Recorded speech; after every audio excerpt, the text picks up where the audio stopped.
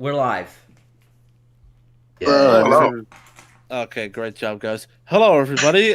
Today we are covering the video, What If Episode 1 Was Good? Star Wars Episode 1, by Belated Media. And this guy with the hairy face here. This guy says that a movie that's excellent, What If It Was Good? That's fascinating. I guess he means, what if it was, like, literally the best film of all time, I guess. So, yeah, let's... we're going to be covering his reasoning here. It's probably going to be horrific, like that Dr. Zhivago stuff with Anomaly. So, Zhivago? you know that guy, the screen rat, that dude. It's crack. Oh, Wisecrack, yeah. So, like, that's going to be great. That's going to be great. So, yeah. Just get... Jeez, the kids cannot shut up about Dr. Zhivago for 1 second. Well, I understand he referenced it, but he's the dude who did should have realized that it wasn't just that movie. It was a lot more movies like that, like The Fall of the Roman Empire, for instance. It's more than Dr. Zhivago, whatever the hell that is. I don't know what Dr. Zhivago is. Garfield and Friends. Russian Garfield and Friends referenced it. Garfield and Friends. Well, you know, like It's like Dr. Zhivago. Very much as Anakin picks up a cup, Dr. Zhivago also picks up a cup. Oh, that part was okay. hilarious, Well, dude. that makes a lot of sense. I guess the entire prequel trilogy is basically an homage to that one film. I know, like honestly, Rick Warley should have really he should have really, like, one of the few problems with his review is he should have really honed down the fact. He should have really put down the fact that if you take all these elements for different films and put them all together, it's a new thing. It's a new movie. It's not. Oh, it's just plagiarism, except for The Force Awakens, which is not plagiarism. That's just an homage. Fucking hate Plinkett. That made me like, I didn't even know about any of this shit yet. Like, obviously I knew that the sequels are trash, but when I saw his TFA review, I was just like my reaction was pretty much I saw him I saw him show the ring theory and stuff. And, like, what was hilarious about it is that in the same way he couldn't get me to believe the prequels were bad movies, he couldn't convince me the ring theory was, like, bullshit. Like, I was like, wait a minute, that is like episode 5. That is like episode 6. Cool. Interesting. That is shit. Finally. I think the ring theory is true in the sense that George Lucas tries to make everything feel interconnected and sort of poetic, but I don't think it's some sort of grand overture. Well, the thing is, they were all like he was talking about it like an atheist talks about religion. Like, it was like, oh, look at this thing that they think is there, but it's not there. And I was like, what the fuck are you talking about? It's right there. You can see, like, the connection between episode 3 and 6 and stuff like that. And 4, no, yeah, it's all fake. Like he was talking about it as though it was there are no connections. It's just George being lazy and trying to profit off our nostalgia. Exactly. Like, it was like I could see with my own eyes that he was bullshitting, but which I guess kind of goes to show just how entrenched these people are in hating George. But anyway, so, like, I saw that. Then I saw, like, this stuff from, like, Flash Gordon that he then showed. Oh my god! And there was, like, this monster try to kill the blonde dude, who I assume is Flash Gordon. And then he was like, oh, it was like, oh, what a rip off. And I was like, no, that's just taking something for something else and putting it in your movie. Like, is anyone going to say I'm a plagiarist if my soldiers in my game, which will happen one day, are going to look a lot like the replica soldiers? Am I a plagiarist then? Plagiarism. Like, it's those Bobbies. Get some original ideas, you hack.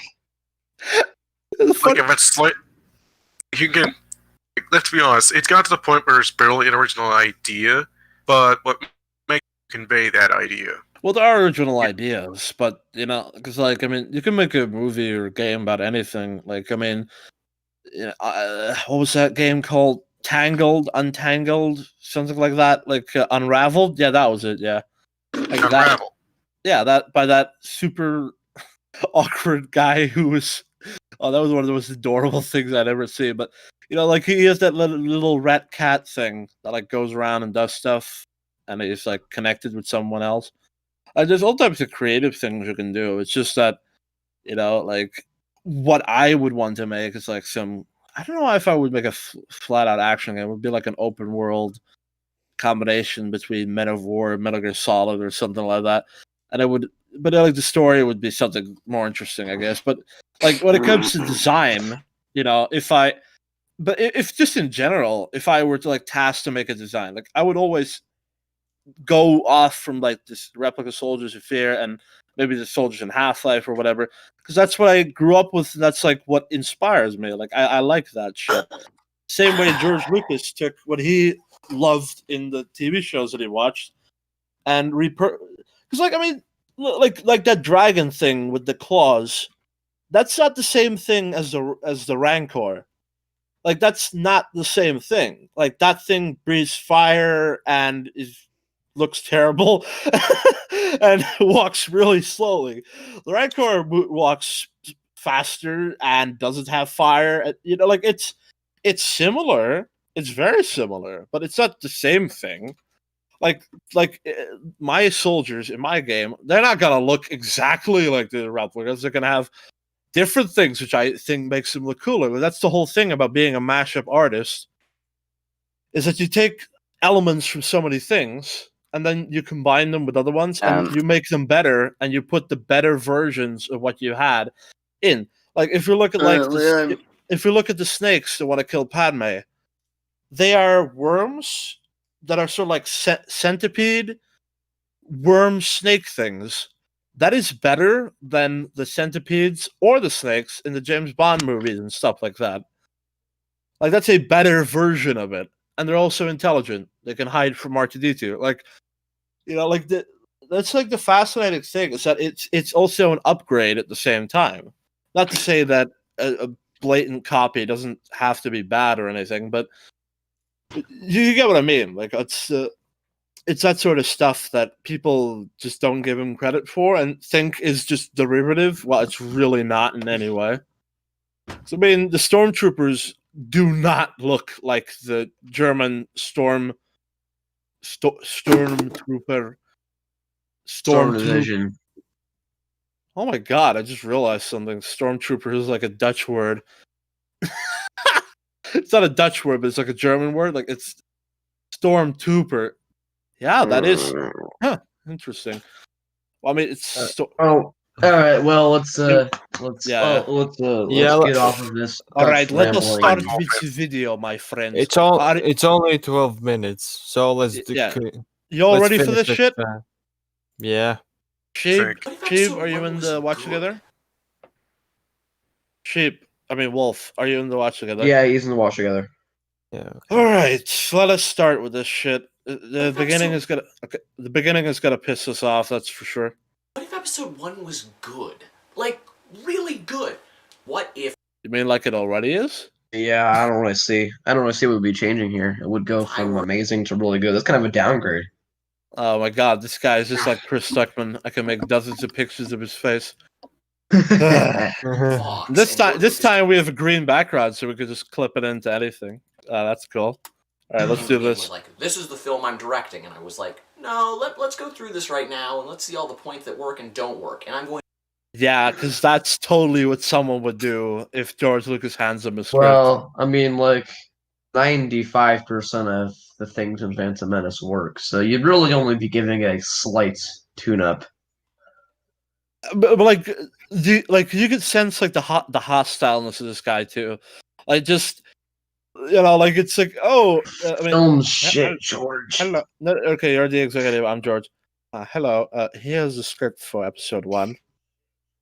And you're just like, oh my god, like you're fucking Jar Jar, all this shit. This is garbage, George. You gotta replace everything. You gotta replace the Jedi because they're boring. You gotta remove these Chinese talking guys because they're racist.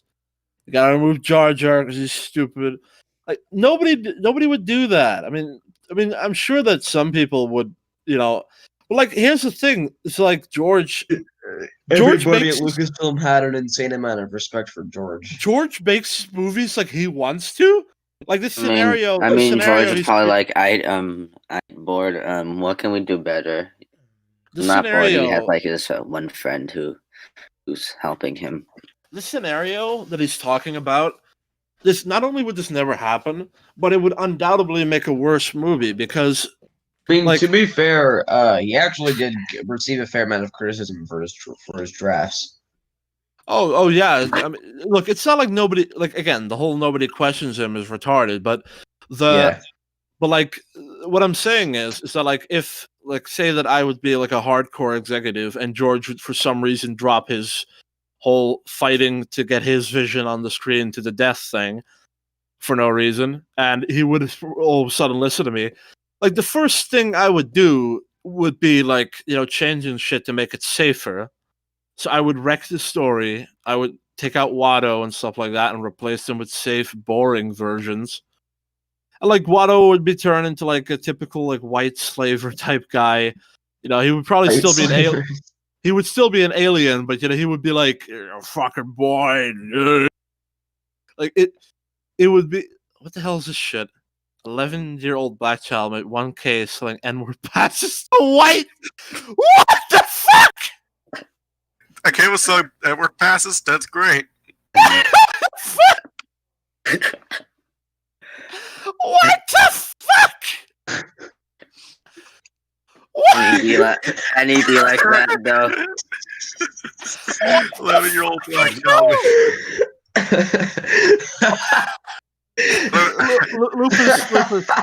Lupus, I don't know if you can do this, but could you put this on screen? What the fuck is this? What the fuck? I made a joke like earlier that like not needing N-word passes to say it was like a superpower I have, but I guess it must really be it because oh my god. What the fuck is this? Who would ever buy this? Like, hey, I can't say the N word. Can you give me a pass so I can say it? Oh yeah, man, here's a pass. You gotta pay me though. This is fucking disgraceful. Like this had better been a joke of some way because if this is real, this was written by Paul Joseph. All right, can you guys wait, white parents tried to make an adopted kid woke.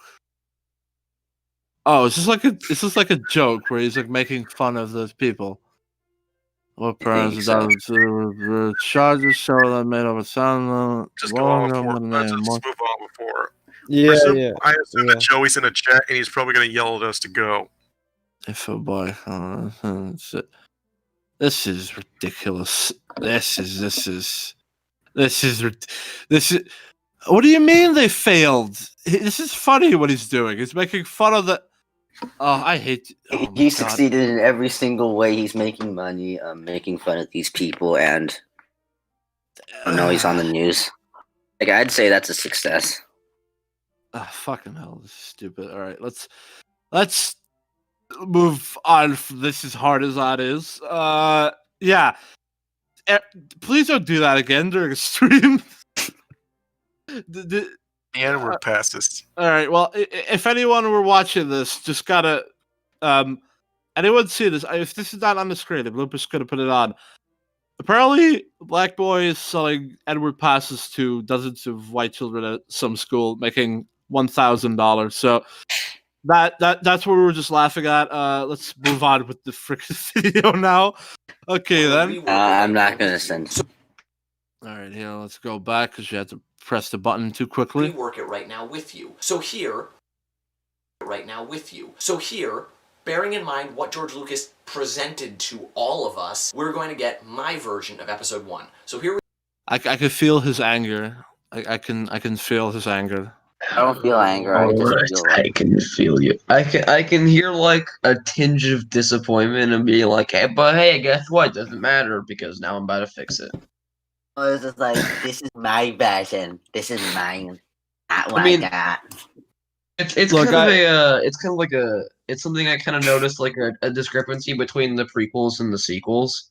Like back when the prequels came out, the haters were like, "Oh, this sucks." But guess what?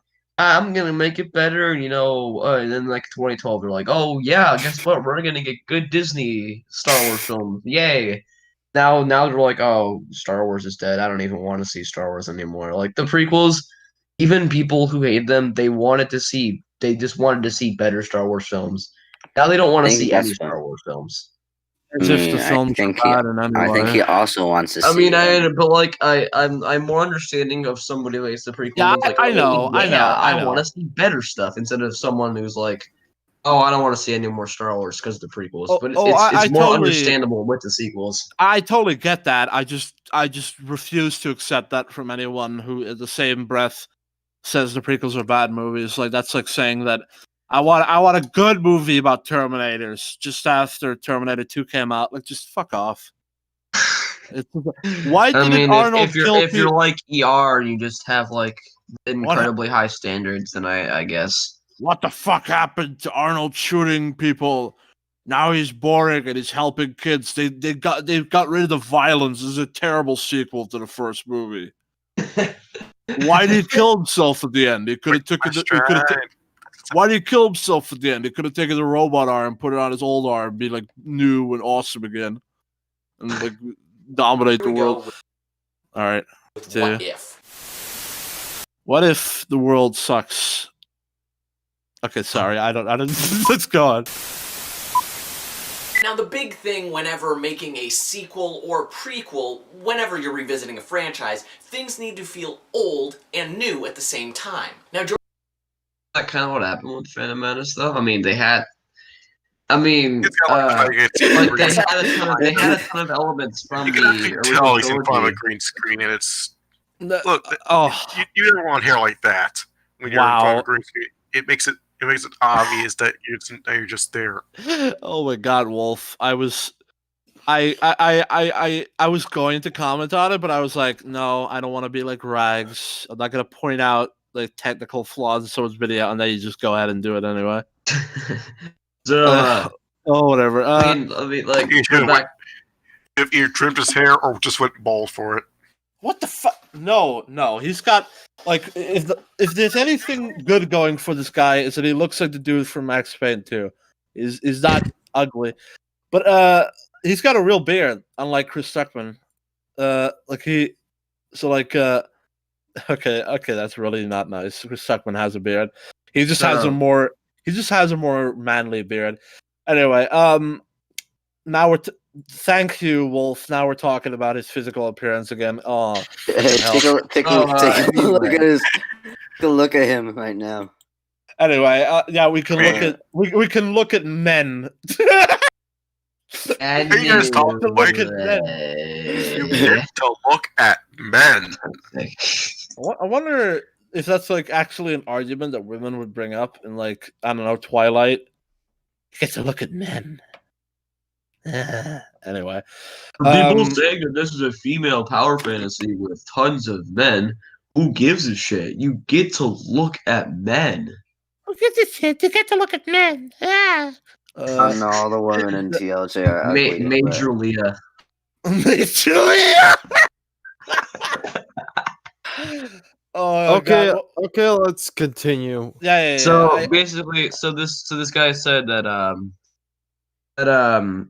he says that prequels and sequels should feel both old and new. And I'm wondering if he's going to say that this didn't happen with the prequels. So let's see what he says. I want to ask a question to you guys, and this is going to be hard for you to answer because none of us existed at that point, probably. So, what do you think 1999 looked like? Probably like now, but with less skyscrapers and less computers. Yes. I always just imagine Superbad the movie when I think of 1999. What an uglier. I just imagine dial-up internet. I'm gonna ignore you. You had the question. You have no right to ignore me. No, I don't know what you said. Dial-up internet. Oh, okay, cool. Yeah. So, Okay, so you had payphones, I guess, but still, like the world back then, not that much different from now. Yeah. A lot of people are older. Most of them are still alive, actually. Well, okay, I can't really say that because a lot of people die over the years, but you get what I mean. Right? But my family was there. Your guy's family was there. All we didn't have, I guess, were like these supercomputers that we have now. Although maybe NASA already had them, like with their giant computers, they had like technology that we have now. We didn't have. We had AOL. I mean, they had drones and shit. Like they had stuff that only got released to the public like recently. But like anyway, the point was that like there's a lot of stuff there. It's mostly the same world as now. Yeah. Now I can only assume that if we live in a super world like Star Wars, where we have technology everywhere, and we have spaceships and everything, and we got planet cities, and we have a giant republic full with people everywhere. You know, we literally have cities built on top of cities. Like, I'm pretty sure that effect of the world not changing much in 30 years, like on a pure like, physical ground level, I'm pretty sure that would be extensive to like an extreme degree when it comes to the Star Wars world. Obviously, there are new ships. Clone Trooper design becomes more like the Empire. We see those beta Star Destroyer ships or whatever they're called. We see it The going Venator. to what? Venators. Yeah, the Venators. We see them slowly evolve towards something else. But for the most part, I would assume it's logical what George does, that it all looks similar. Yes. Especially when he says, let's hear whether he thinks what he thinks on the obviously, but like to finish the point off, like George says, the Empire's in charge. Style has gone out of the window. Everything's angular, gray, dark, boring, essentially. Okay, maybe not boring, but you get what I mean. Like everything is more dull. boring than the prequels, that's for sure. Everything is dull, which is actually a really good explanation why we never see any of the prequel ships again, because that creativity, that diversity is frustrating. It is for me to say. With how much that word has been raised, but like the diversity, it's gone. Like now, it's all orderly, uniformitarian. I mean, if you think about it, It also kind of makes sense why the rebel ships are like colorful. They got like reds and greens and. Uniformitarianism is the order of the day, and yes, if you know science, I know uniformitarianism doesn't mean that, but just pretend it means that. So like it's all the same. It's all the same, and like. It makes sense. Like George thought about this, but I could just guarantee this guy is going to be like, it looks too much. It looks too modern. Yeah. Oh, here we go. Jordan made the misstep of thinking that familiarity meant characters. However, the same can be accomplished through theming and parallels. It also helps to have a... What the hell did he just say? All right, let's go back. Everybody be quiet. Everybody be quiet. I want to know what he says. Revisiting a franchise, things need to feel old and new at the same time. Now, George made the misstep of thinking that familiarity meant characters. However, What? What? Okay, so he thinks what about the familiarity of like lightsabers and explosions and chips? No, hold up. Anakin is Darth Vader. C-3PO and R2-D2 are C-3PO and R2-D2. And Obi-Wan Kenobi is Obi-Wan Kenobi. The rest are all new characters. Palpatine's. Oh yeah, Palpatine. But he's very different than how he is in the. But like everyone else is like a new character, like more than the old ones. Yeah, there's Qui-Gon, there's Padme, there's all of the Jedi. What are you on? Okay. Just let's hear him out, because frankly, this covering every single sentence is not an efficient way to do this. Same can be a theming and parallels. It also helps to have a main character. Episode 1 was... Fuck me. Okay, well, no. Let him finish. Let him finish. Very muddled in that regard. You aren't really sure who to point to, and it is Oh, look at who's at the top of the character face pile at the top there. Let's take a look at who's at the top. I Okay. I believe this- by looking at this poster, you can imply that Sebulba is the main character of the Phantom Menace. Where the fuck is he? I thought you He's were not- gonna be like that starfighter to the left of Qui-Gon. That is Starfighter Sebulba. is the main character. Why is there a vulture right there? Oh, they are supposed to be there. Oh, No, No, no, a no, no, no. Starfighter does save the day, so I guess. Oh, it is the main Sebulba. character. I think that Hexagon is the main character. No. What the fuck I guess is this? judging by, I believe I'm supposed to think that vulture droid in the middle left of the bad guy poster is the main character. I really can't tell. What the fuck?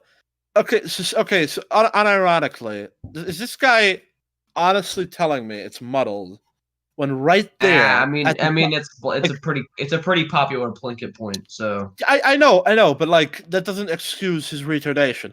Like, okay, so I know. who do we- I'm just saying, like, it's pretty understandable why he doesn't think there's a main character because everybody else said it. This is so brilliant, by the way. Like, look at this. Okay, so at the lowest point we see Anakin. Now at the top we see Anakin's ship. So like he's at the lowest of like the usefulness, except towards the end when he does something great. So we have Obi-Wan pretty low. We have Amidala, she has like the courage and the will and everything to take back her home. What was his name again? Jar Jar, yeah, good old Jar Jar. He's to the left of her. He brings the. He is not as prominent, but he is related. He is pretty closely related to Padme. Yeah, that's why he's eclipsed by Obi-Wan. He gives him the Gungan army, so he's pretty useful. And then on top of everybody else, the guy who kickstarts the plot, the guy who makes it all happen. He's not like the guy that Starfighter. He's not Qui-Gon. Like he's not the one that like makes. He's not literally the reason why everything happens, but like he's the without him, the it would go nowhere. Like Obi-Wan isn't as creative. It was his plan to head to the surface and rescue the Queen. Yeah, like it's like in a way you can say that like Qui-Gon is like because like one of the biggest problem with like reactive characters is they react to shit happening. Characters that actively push the plot like Qui-Gon.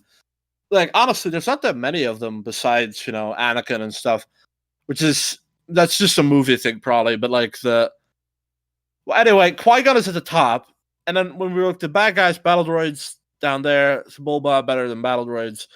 The two guys. What was his name again? How do I forget this shit? At General Commander, no, not Commander. Vice Gunroy.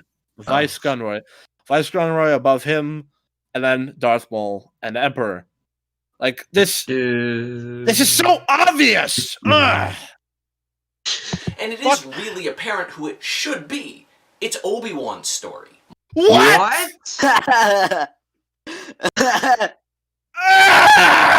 What are you talking about, man? But Chalk went up for replica sanity being gone. Sorry, I thought it was I spend like 10 minutes or whatever explaining why the screenshots in his video clearly show who's the most important character, and he goes with the guy who's below the middle. At least he didn't say it's Anakin's story. Why the hell Why would? Why Obi-Wan? I mean, if the Phantom Menace didn't have Qui-Gon in it, I wouldn't complain or anything. But well, here's the thing: the way that Qui-Gon it's set up, the Phantom Menace is set up, makes it so that Qui-Gon is important to the story. Qui-Gon is the most. Is like the if you make a prequel to a series, Qui-Gon is exactly the kind of character you want to have. He perfectly shows why the old beard guy is as good as he is. We understand why the old beard guy is well trained because he was his mentor. And we understand where it's like Obi-Wan takes a much more prominent role in 2 and 3, but that's also because Especially 3. I mean, he's still trained. He's still the Padawan. This is so stupid. What? Much as the Look, way I as the get original- it, because this guy is like a man child, so he's like, I liked Obi-Wan for the original. I want Obi-Wan. The true characters, Qui-Gon and Obi-Wan Kenobi, should have been combined into one character, Obi-Wan Kenobi. Such a terrible fucking sentence. trilogies were all about Luke. However, the overarching story What are you fucking talking about? Was it? I mean, will be Luke. about Darth Vader. With No, what? What? The originals were not about Darth Vader. Okay, they were more about Darth Vader as the movies went on, but it was like the actual guy. It was Luke's story. It absolutely was. There's no contention. I mean, like Darth Vader became more important to the story, but the man who makes the story happen, the man who saves Darth Vader from evil, the man who makes that shit happen is Luke. I mean, even George says that the original trilogy was about Luke. Obviously, the prequels have mostly recontextualized the saga into being more about Darth Vader than Luke. But Luke is still probably the most important character in the entire saga. Yeah, he is. It's That's insane. How do you say these things? well, even because I feel like it's ultimately all about Luke in a way, but Vader, like if we take the idea that Anakin, the whole story is about him, which I suppose it kind of is. Luke still saved him from evil. What the hell? The overarching story. I mean, look, What the fuck? I'm not the biggest fan. I'm not the biggest fan of what was his name again? I'm not the biggest fan of I'm forgetting names left and right today. Han Solo. But I'm pretty sure that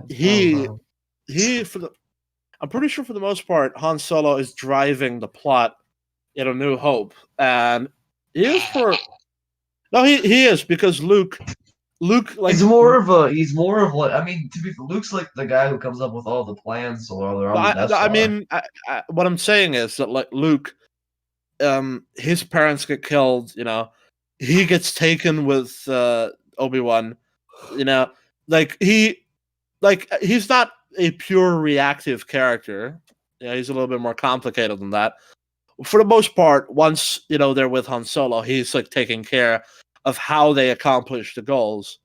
Like it's not like because like the way he's making it sound, it's like Luke is doing everything by himself, which he absolutely isn't. Like that's what makes the original trilogy so compelling is that every character has a usefulness instead of the sequel trilogy where Rey could do literally everything, and the other characters are basically there to seem like Rey can't do everything. Oh yeah, Rey could carry the entire Resistance single-handedly. Finn and Poe are filler characters in Last Jedi by Skywalker, essentially. Not to defend the sequels, but I mean the movies. It's not like they make it look as though Rey could literally beat everyone. It's just that she can. Oh no! I'm not saying that. I'm saying that like they try to give the illusion that Rey couldn't save the day by her lonesome, but in actuality, she could. Oh, definitely. But like it would just look a bit different than what they show in The Rise of Skywalker. But definitely, that's the case. It's I mean, fucking hell, she's even good with a blaster. What the hell? Blaster, lightsaber, mechanic. You know when Luke goes like no, and he like starts. Okay, that was a crime. You know when he goes no. Are there any Avatar fans in the chat? Shut up. Wait, we have chat? Oh, sorry. Okay, sorry. Shut up. Both this chat and everyone present. Hold up. What the fuck is happening? I mean, not the James Cameron. All right, I see the chat. I see the chat. Let me take a look. Hello there. Well, hello there. Beta Beard.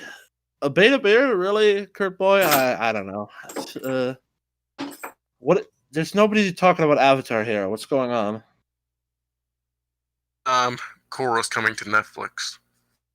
No. No, Well, it's not. I'll. Yes, it is. August Shall- 20. Oh my god. Shall I check it out? To, like, August 14th. shall I Strap in. Oh shall my I god. check it out to Korra see? is- Would you guys want me to check it out so I can like understand why you guys hate it? Yes, no. Watch I Atlas, don't then know. watch- It's incomprehensibly bad. That lot, well, man. It's when one of this- those things where like you don't understand why people like it. okay. Well, I It's like The Last Jedi. You don't know why people like it. I A- did. Actually, it's pretty easy to understand why people like The Last Jedi. It's because Just- it's unique and interesting, and Yeah. it deconstructs the tropes of Star Wars. For With, context, with Korra, I don't even see a false merit in there. Like, This- oh, I understand. There's people only like one it, reason yeah. why. It's Yeah, the yeah. main character is gay. wait, she's gay. What the fuck? Yeah, well, no, wait, she's wait. not. Wasn't she gonna fall in love Well, with like? yes, pretended that but she's also gay. actually no. You Whoa, see, whoa, whoa. right, That the guy people with the who green. Okay, you had the two brothers. The one went with the dark lady, and the other guy. I mean, dark hair. The other guy went with like the green guy went with Korra, right? What the fuck? There was like this Well, retarded you see, plot. she also cheated Well, on no, that but first thing they apparently, did with his brother, and then she later broke up with him. But then season 4, where she decided to get into a alliance with Asami by the two hold hands. Here's the thing, right? Where pretty much the hack writers are also the creator of Atla. These two are giant hacks. They can't write worse shit. But again, what did those two guys do then? it's like Aaron. Basically, the Aaron brothers. Aaron Haas and everyone Right. else made Atla great. The brothers. The brothers. What are they doing? Well, they're like the executive producers, I believe. But the head No, the writer is brothers. Aaron Ehas, and he's the only reason, along with everybody else. You that mean made the Mako show and great. Bolin? Yeah, those two guys. I love them. Yeah, they both. Yeah, Korra just had an affair with both of them. Okay, I know that, but Broke up with Mako to later. Korra. I mean, Blank yeah. one. well, I mean, like when she went when she Because went it was when unclear she the went perception that lesbian. an LGBT main character would get, so they pretty much left it ambiguous. So if people didn't react so well to that hand holding scene into the spirit portal, just say that Korra and Asami are just friends. Because of the positive reaction, they said, "Oh yeah, Korra's gay now." So when she went lesbian, like what happened to those two guys? Mako Bolin, I think, pretends that it doesn't crush his soul, and Yeah. Bolin basically says, "Haha, your two ex-girlfriends are dating." Bolin's still getting some. I don't know. Just remove their point to exist Bitch in this Sui show. with that fucking Okay. bitch Sui's daughter. Okay, Just remove their point to be in the show. They're like Finn and Poe now. They're just two males in Yep. the story. Why do they always have to fuck? You see, this is what I don't get. You think those feminists or whatever who write this, they'd be like, "Oh, we want like a nice guy to be like part of the team." No, what the fuck is this shit? Oh my god. With that in mind, we open in similar fashion with Obi-Wan and Qui-Gon Jinn going to Naboo. However, they aren't stopping directly at the Trade Federation because right now it's peacetime. Obi-Wan is What? Eh? All right. Let's rewind here. Okay, let's rewind. We open in similar fashion with Obi-Wan and Qui-Gon Jinn going to Naboo. However, they aren't stopping directly at the Trade Federation because right now it's peacetime. Obi-Wan is What? Federation. They're blockading the planets. What's not peace time about going to the? Oh, Okay, hold up. how do they go to Naboo but not the Trade Federation? Does the Trade Federation like show up after them? Why would they go to Naboo then? The Airborne, let him just finish his sentence because I have no idea what he's saying. looking off can into you space rewind and Thank you very much. All right. Obi-Wan is wistfully looking off into space and reminiscing about the days of yore where they were brave Jedi Knights, fighting the ultimate evil, the Sith. Whereas Where he wasn't a part of because he's too young for that. I guess Obi-Wan's a bit older now. Like 42. I What, don't know. what the fuck is it? What's going I on?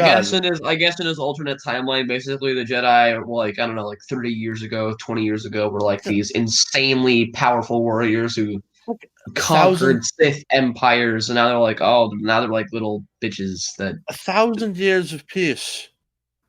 That was Yeah, in not in episode his 4. version. Not in his version. This guy It looks was like a he would be. thousand generations. The Jedi Knights were the guardians of peace and justice. No, in no, the no, no. galaxy. You're getting it all wrong. This guy. Jedi, the Jedi have really good longevity. This guy looks like he would be the ultimate SpongeBob fan. It really does. What? Now they're going from routine checkups from planet to planet, kind of like galactic sheriffs. And Qui-Gon, who's still his master, is like, dude, just be happy that the Sith aren't here anymore. Those were very... That was there hasn't been That's a how Sith. Qui-Gon would say it. Oh, There I have hasn't- a. I would like to. Reminiscing about the older days makes me wish that we were once proud warriors and not these galactic, the galactic guardians. Be happy that we're not fighting Sith. Oh, to give this guy the benefit of the doubt, he would probably have it say in the Jedi way. But this is dumb because they have been at peace for 1,000 years. So what the hell? very dark times. In this moment, we get to see that Obi-Wan is naive. Like, Oh, sorry, that shot with those guys running towards each other, that looked like fan fiction to high hell. What the hell is in that? this moment, we get to see... What the fuck is that? What the fuck is Well, That's What actually the from fuck the. is that? it's from like the trailers for SWTOR. KOTOR? SWTOR. Split 4? Star Wars: The Old Republic. Oh, okay. I suppose it's fine though, but oh my god, that looks kind of awkward, dude. Look, everybody run! Everybody run to each other! Ah! It's a bird's eye view, so I bet it looks. I bet it'll Well, look better. I don't know. It just looks funny to me, like especially with how he says it. You know, like this is like the type of fight he wants, where everybody runs at each other. And then, like It's like Chris Stuckman. Yeah, exactly. This is the type of thing that he would just love to see. It's just crazy action. See that Obi-Wan is naive, like Luke was at the start of his journey. Why would What? he be? Why the fuck would he be naive if he's a war veteran?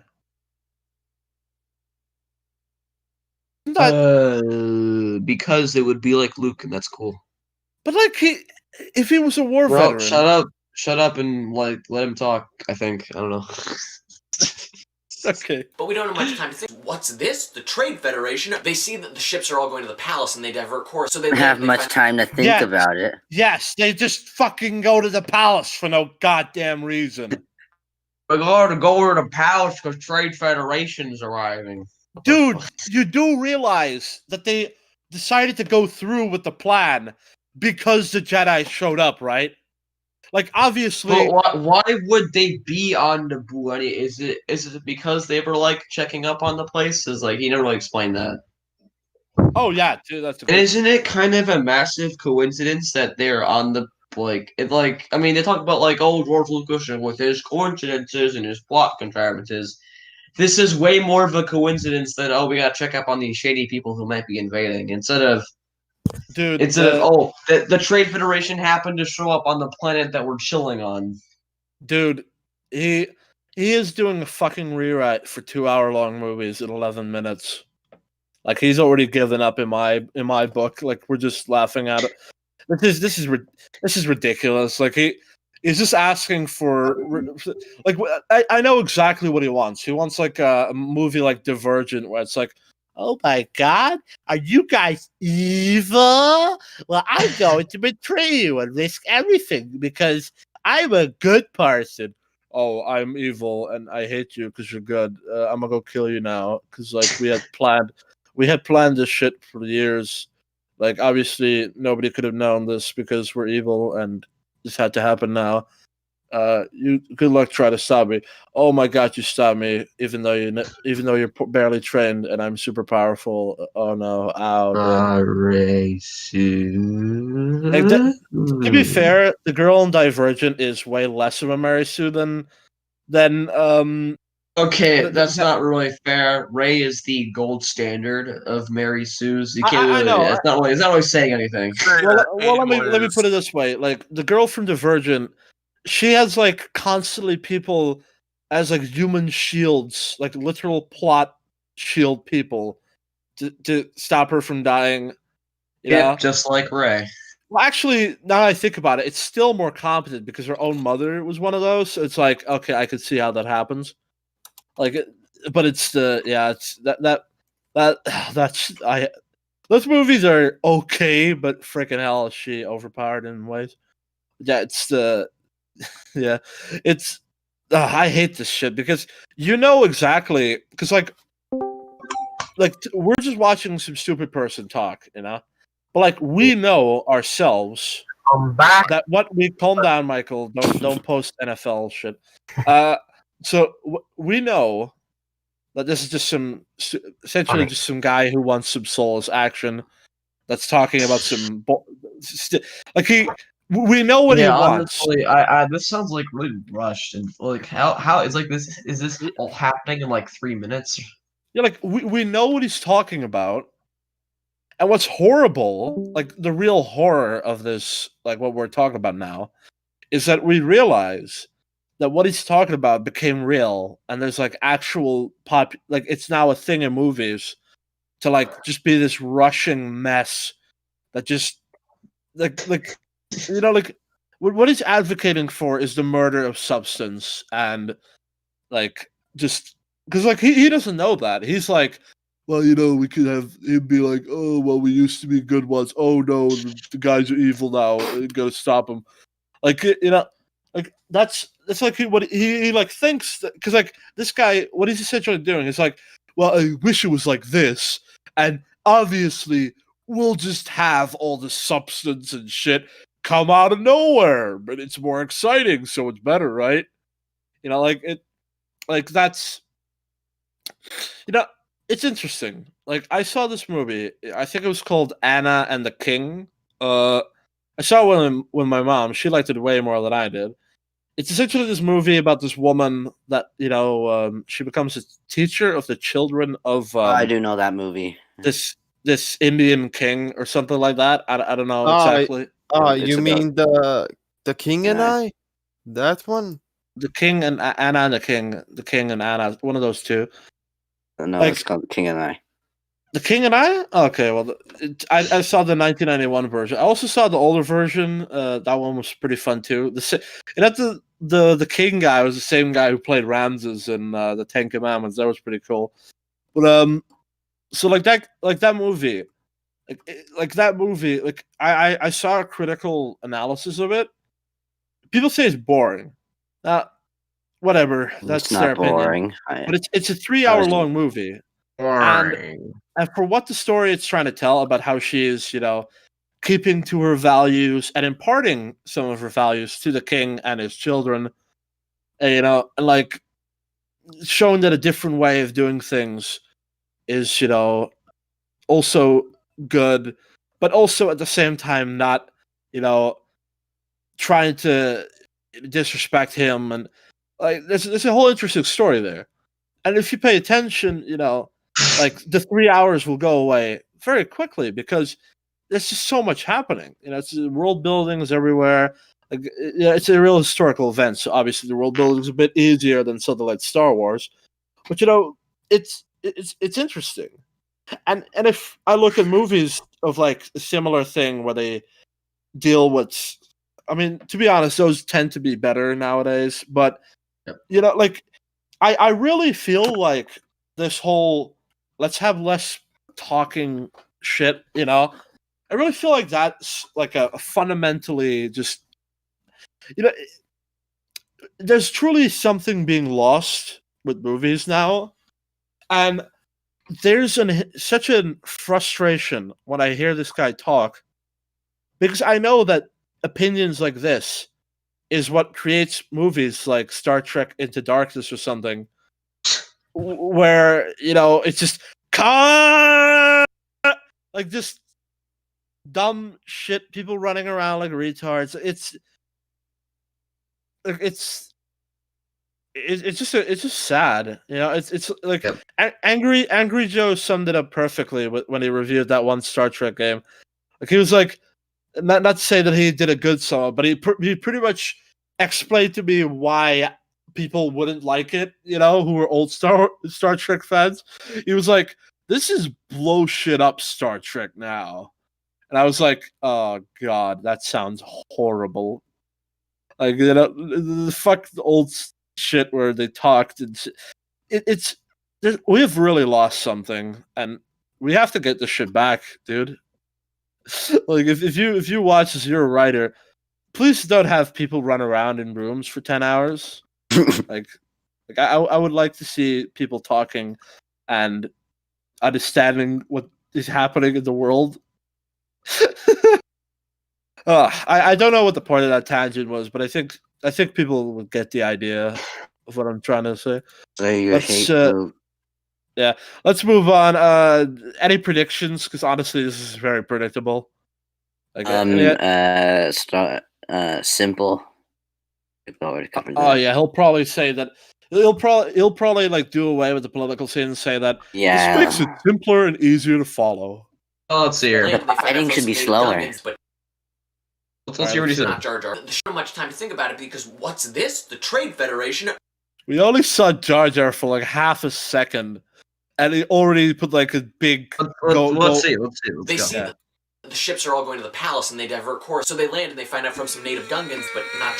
But they land. Gee, I don't want to insult the editing. What do you mean they land? Like, he's talking. were they? I don't know. Wait, you mean they land? I. Oh my god, dude! I have the. This is He's talking so fast. I didn't even know his point because I was focusing more on the Jar Jar point. He also has really weird editing. All right, let me just. Episode 1 palace and they divert course, so they land and they find out from some native Gungans, but not Jar Jar. But oh my god! Okay. Jar Jar because it's not important. The ships are all going to the palace and they divert course, so they land and they. Wait. So he says the ships go directly to the palace.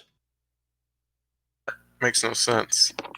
What do they get? Does Naboo have no anti-air sort of weaponry? Yeah, they probably do have some. Like we don't see it, but to assume they wouldn't is just utterly retarded.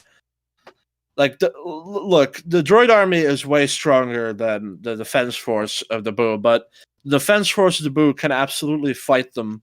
And why would the only way they would be able to conquer Theed would be to assault the palace in the air with bombardment, and that would be a really bad idea if you were trying to subdue the people.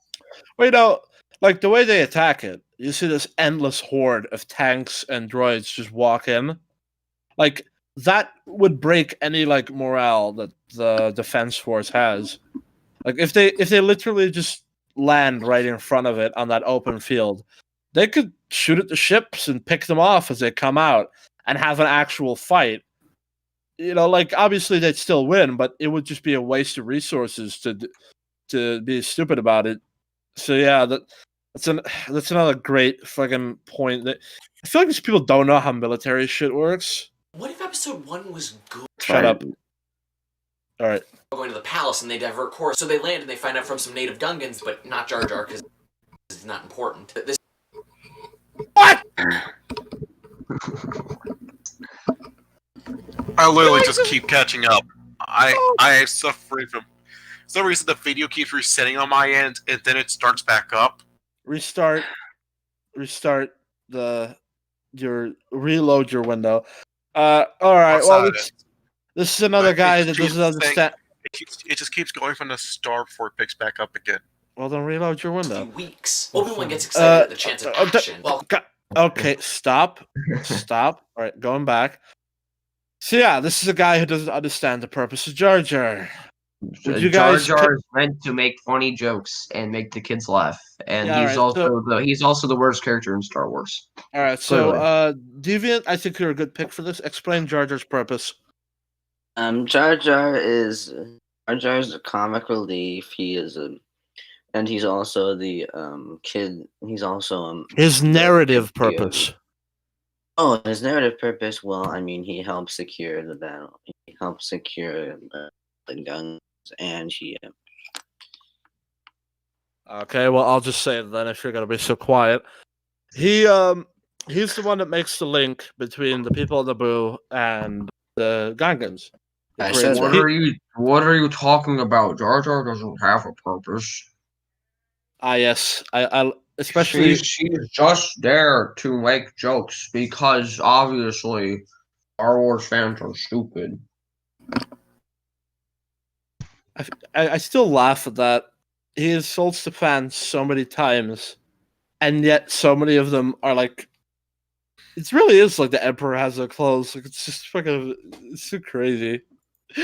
He insults the Star Wars fans over and over again for the same mindless action he wants in the movies. So we know he wants this mindless action, bro. Yeah, he knows because TFA is his movie. Like I will absolutely stand with this for the to the end of time. TFA is the movie that Plinkett wanted to see. Well, Mike Seclaws wanted to see. Like he said it. I loved it. It's everything I hoped it would be. Native Gungans, but not Jar Jar because it's not important. This invasion. What? Did you not hear that the first has time? been taking place over the past few weeks. Obi-Wan gets excited at the chance of action, while Qui-Gon is alarmed that the Galactic Senate and the Jedi Council knew nothing about this. What was Obi-Wan's a war veteran. He's not gonna be he's not gonna be jumping for joy like some 5-year-old.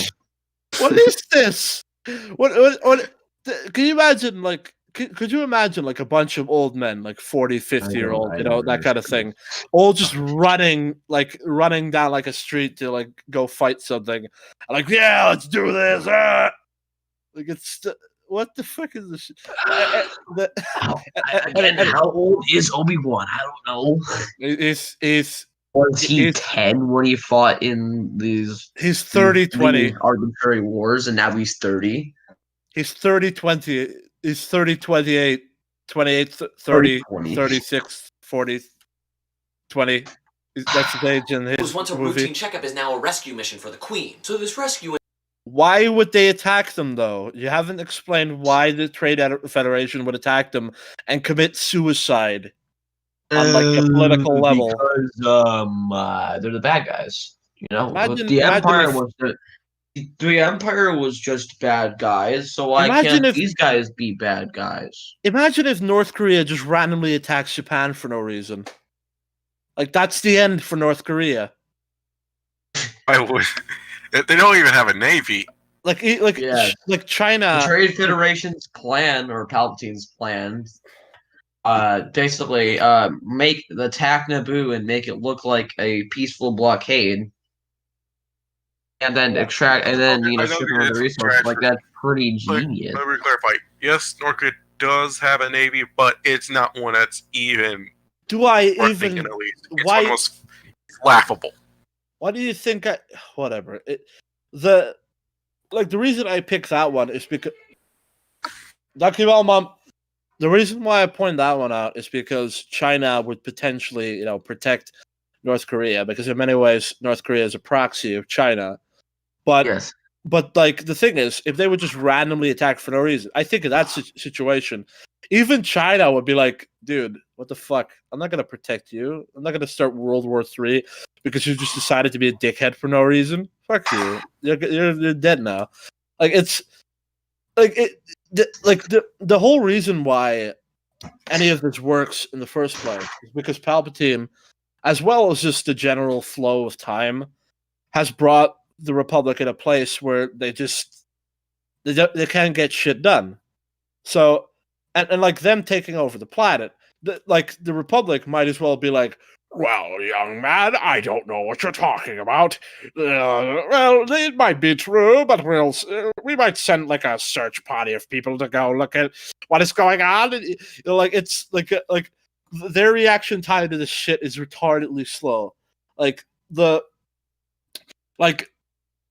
in his world, there was just a war. So the Republic would not be slow to act on anything. In fact, I think they would be rather fast, because bad times make strong people. And if the Republic is being commanded by strong people, this wouldn't happen. And they also sent more than 2 Jedi. Oh my god, they would send more than 2 Jedi. Well, They would no, send- they send 2 Jedi to like check up on Naboo, and then it turns out that they attack. If you had just had an intergalactic war, and there's like tensions that almost are going to become a mini war, would you send 2 guys, 2 elite soldiers? No, I think I would send an army to be like, "Yo, fuck off, bro. We're not Don't doing have another an war." army.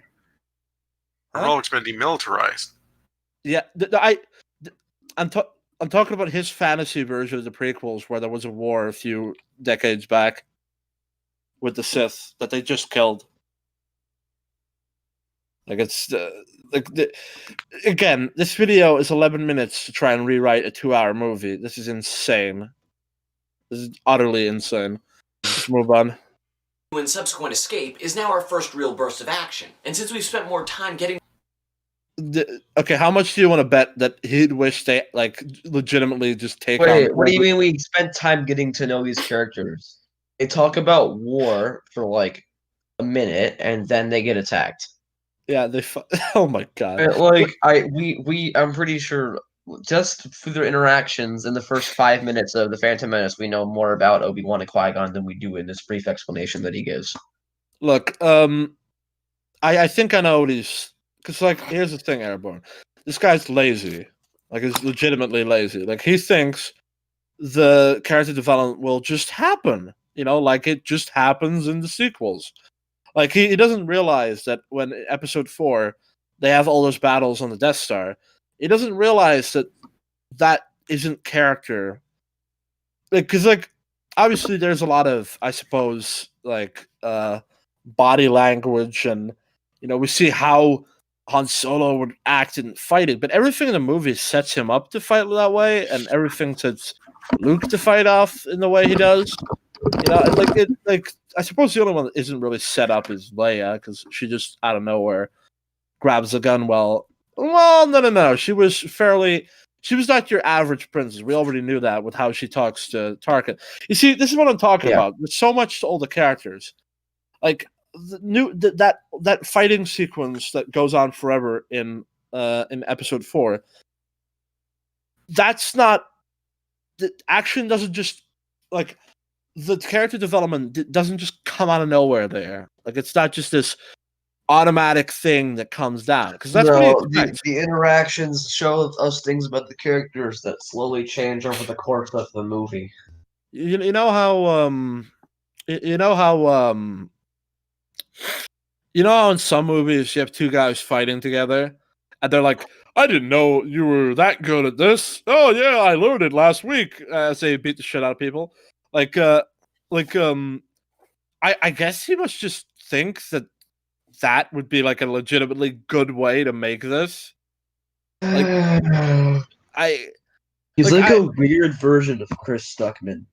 I'm putting more thought into this than he does, and I'm not sure if we ask him about it. Like I'm sure he hasn't matured in any way from his views. Like, but like if we were to ask him about it, like as he made it, you know, I would just be like, what do you think?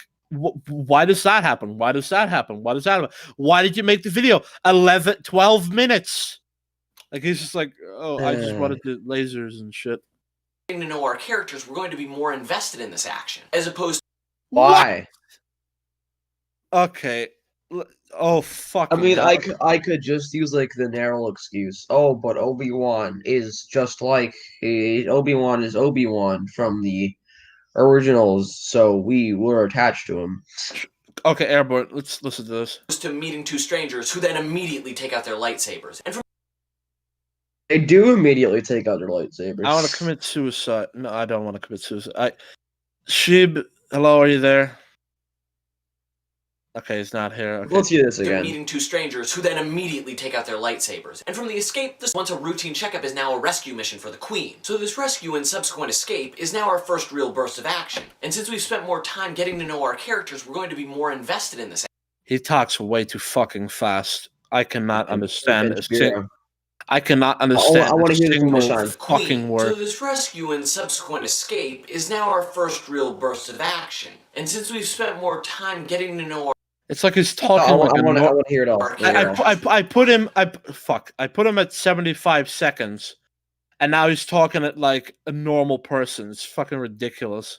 as the original looking of nothing. The Sith aren't here anymore. Once a routine checkup is now a rescue mission for the Queen. So this rescue and subsequent escape is now our first real burst of action. And since we've spent more time getting to know our characters, we're going to be more invested in this action. As opposed to meeting two strangers who then immediately take out their lightsabers. And from the escape, the same So- Wait a minute.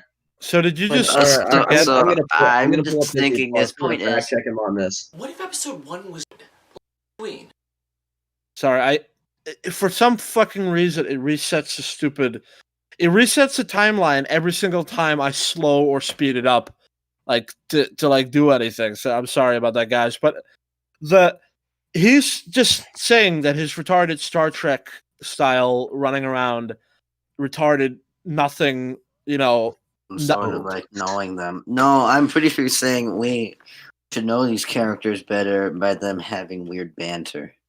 yeah, like this guy is legitimately saying that if they do like the modern movie style, like run around like retards, you know. No, I don't The- think he's saying that. I think he's saying if they talked a bit more. No. Listen. What I'm saying is, I think he's They don't asking, pull out their lightsabers until 5 minutes into the film. like, well, look, Obi-Wan and Qui-Gon sit down. They talk about stuff.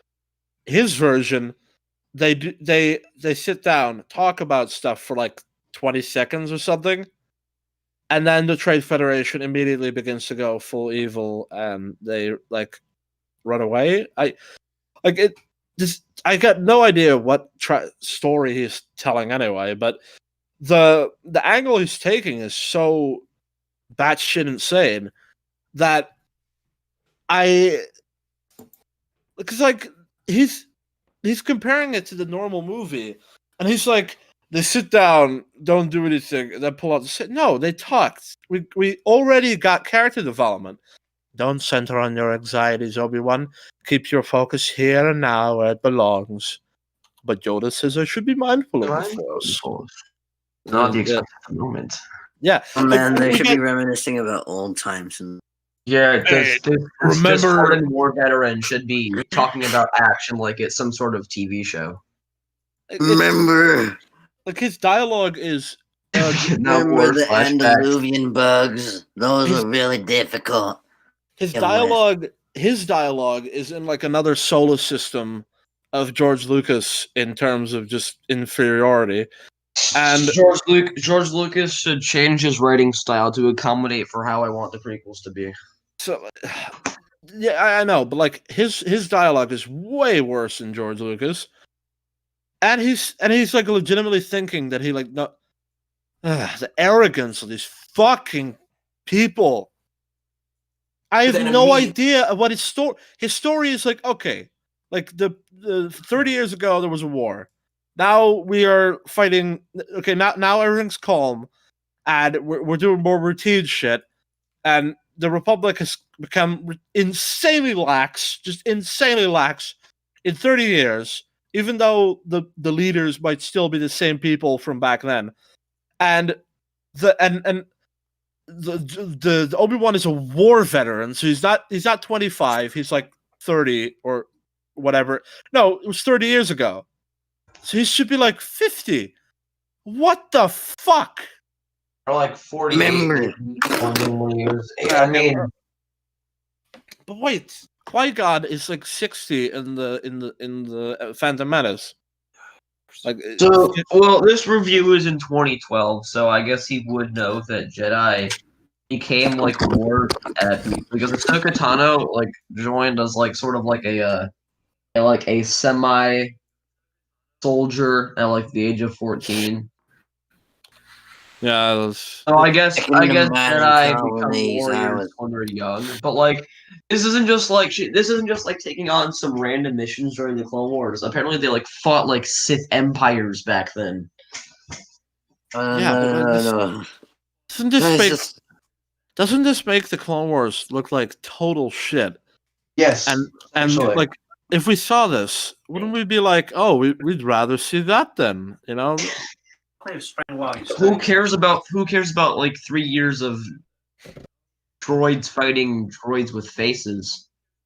This is so fucking bad. This shows why George Lucas is a way better director or writer than these people could ever hope to be, because they have It's the Dunning Kruger cottage industry. yeah, exactly. But like the world building on these guys is fucked. Like it's just fucked. Like I could see how J.J. Abrams made The Force Awakens the way he did. There's so many because like The Force Awakens, the one issue that murders the whole film in terms of anything close to being good is the fact that around every single corner, there's shit. Shiny shouldn't- Mimikyu has joined in on the chat. Looks like all the people from Anomaly are coming in. Okay, hello. But like on every single corner, like the Force Awakens has shit happen that shouldn't happen. Like the Republic should be heavily, just like almost Empire style, aggressively destroying the enemy because they never want the Empire to come back ever again. No, they're demilitarized. They don't even think the First Order is a threat. Okay. Like Whatever.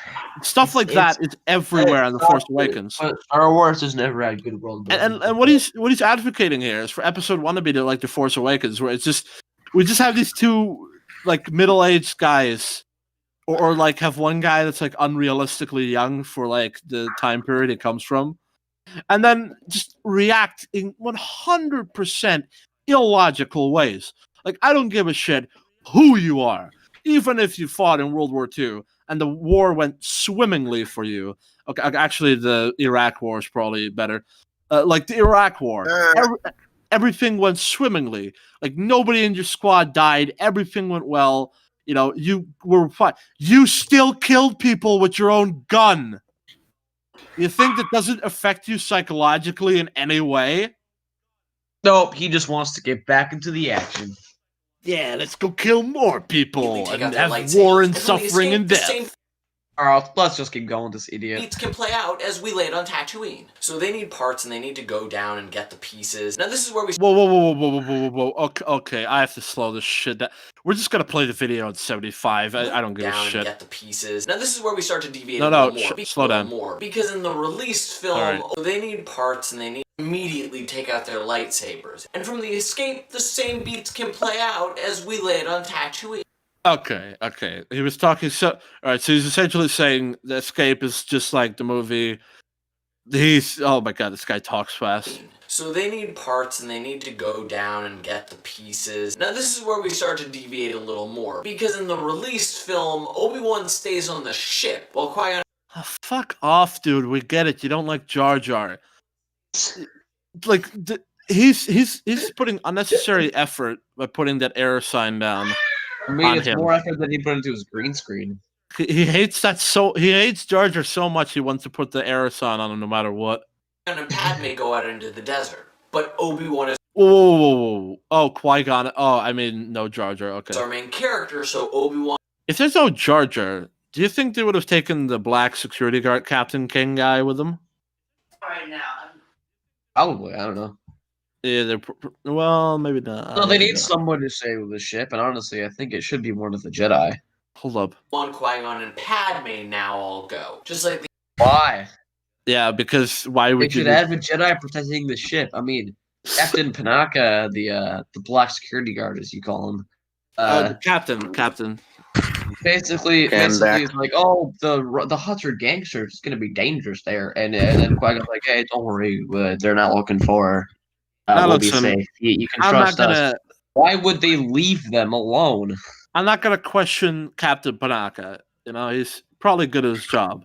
He's But very I- sensible. But I doubt that if 3 bounty hunters, okay, not bounty hunters, but sand people or whatever, showed up outside, it would just be like Obi-Wan can deal with pretty much anyone there.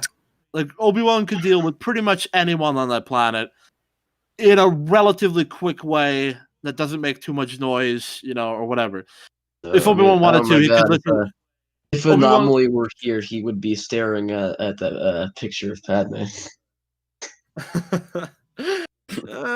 That's not exactly her best pick. This is still when she was like 14, dude. But The actress was 14?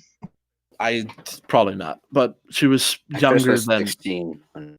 Yeah, she was. Oh yeah, okay. Well, anyway, this guy's so ugly. Look at his face. But yeah, I mean, like, what? This guy just could. He just straight up forgets the fact that they need security to protect the ship. I mean, it's not like there's nobody there. Like, there's multiple guys. You have got the pilot guy. There's multiple people there that could.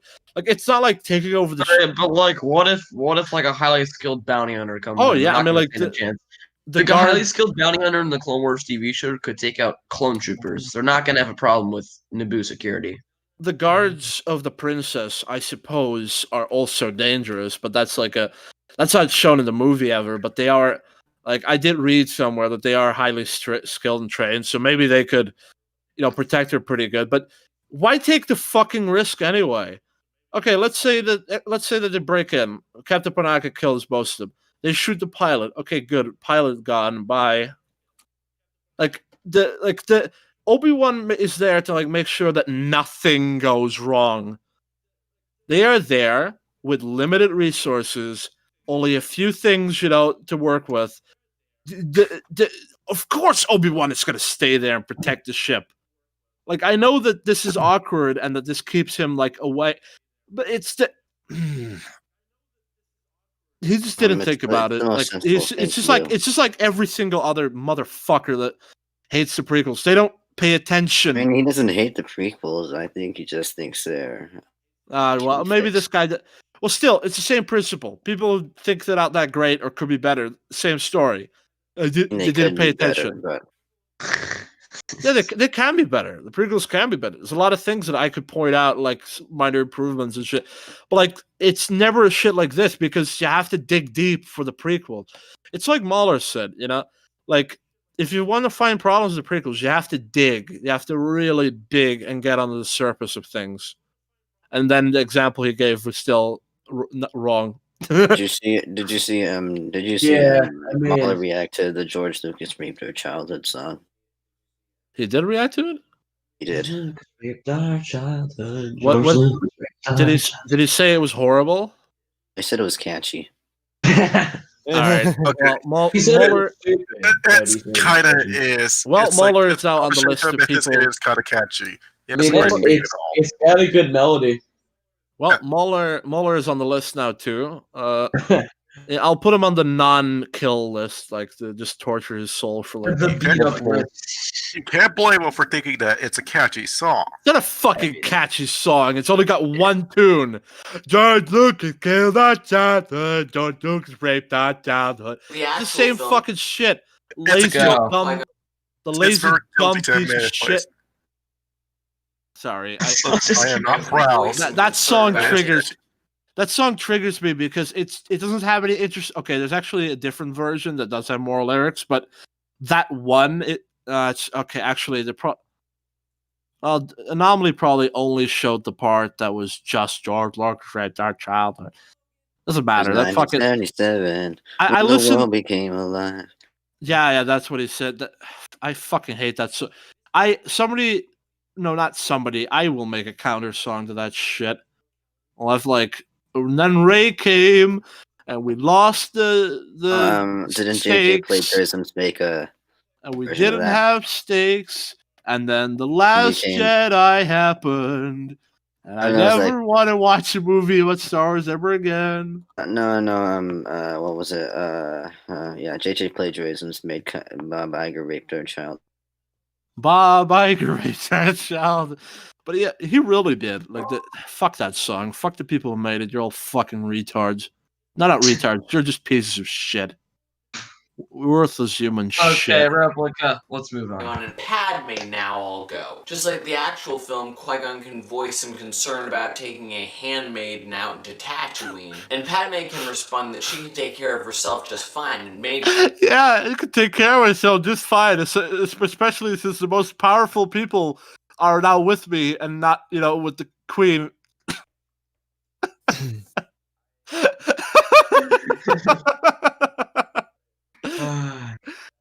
This is like you're like when in Oblivion you're like in the beginning, like the king and his elite guards show up and they take you with them because, well, I don't think they take you with, yeah, they have you allowed to come with them because the king says so. And they're like, you should, like it's like in that situation they would be like, do you think he'll be able to take care of himself? Oh, of course he will be, because we are elite guards and we're fucking good at our job. What the fuck is this shit? The Jedi aren't even super soldiers. They're just, oh, well, actually they are super soldiers. I mean, they aren't even elite soldiers. They're like on a whole different level. Like even the arcs can't, beat them reliably. Like what? Fucking shit. I don't. Yeah. Okay. Well, let's. I mean, let us not forget. When you see Order 66, it's one Jedi versus like 10 clones. How do you think they would have gone if there were hundreds of Jedi at the same place? Not like that. The clones would have won anyway, obviously. Well, maybe they would. Would they? And No. it wouldn't be. It wouldn't be as one-sided. That's for sure. It wouldn't be as one-sided.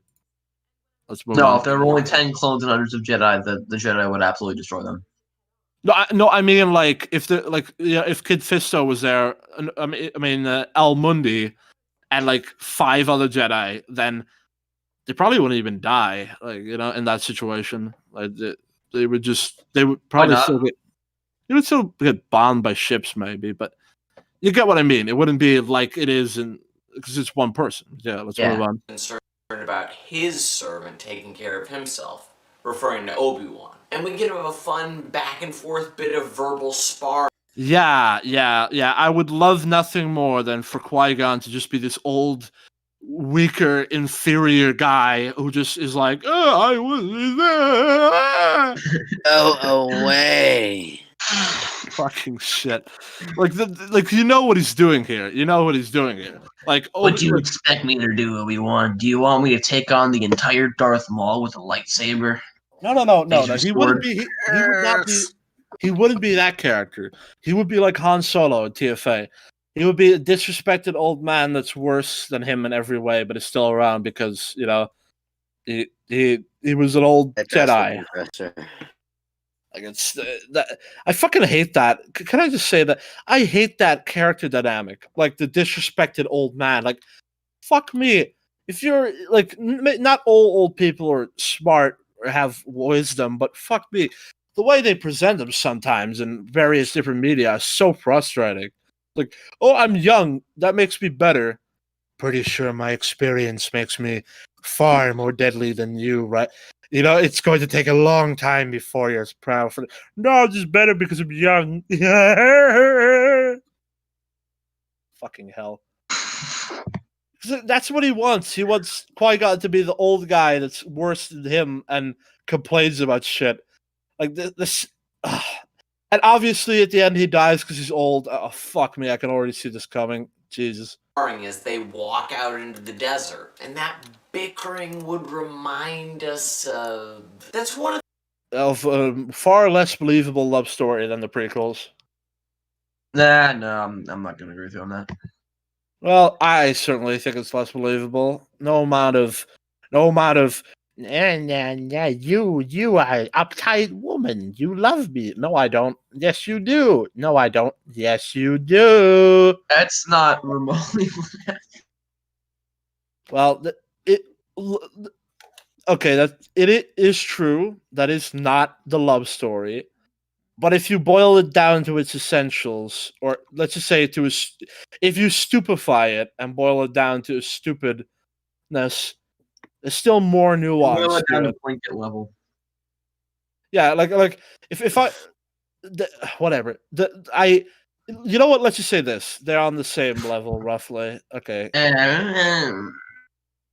Look, I just agree to disagree.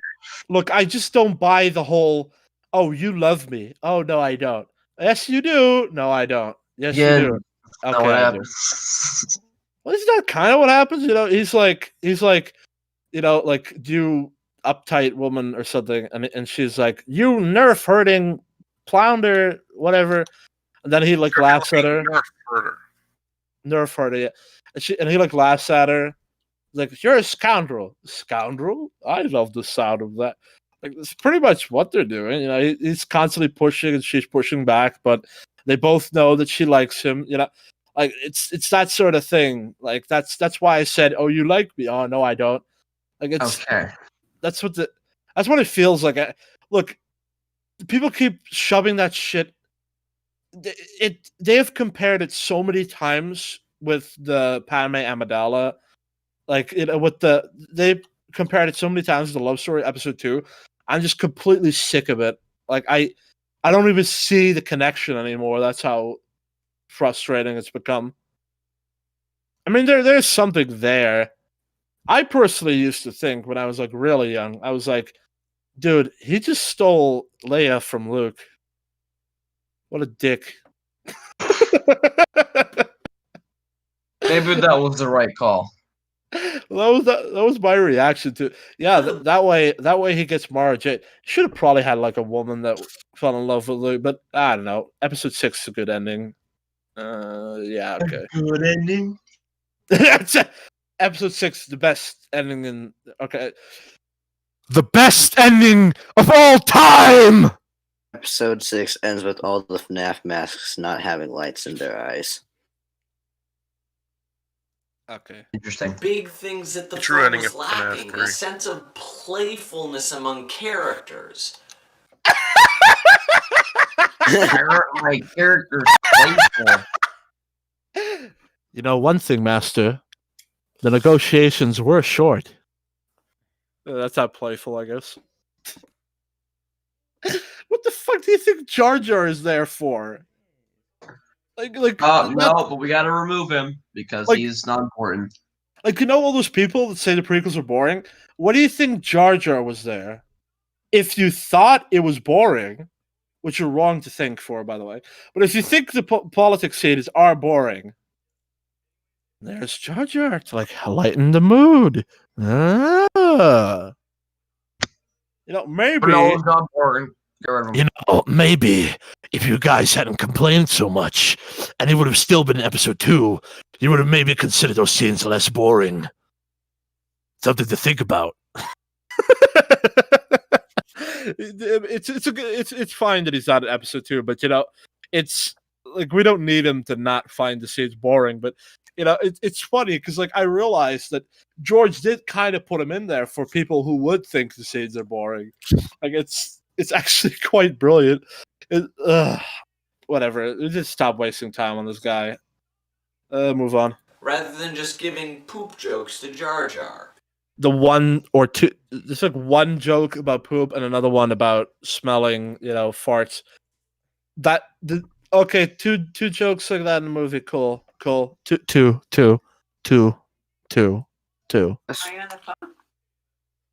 Oh my god, I hate these people so much. Two. They do it 2 fucking times. Wow.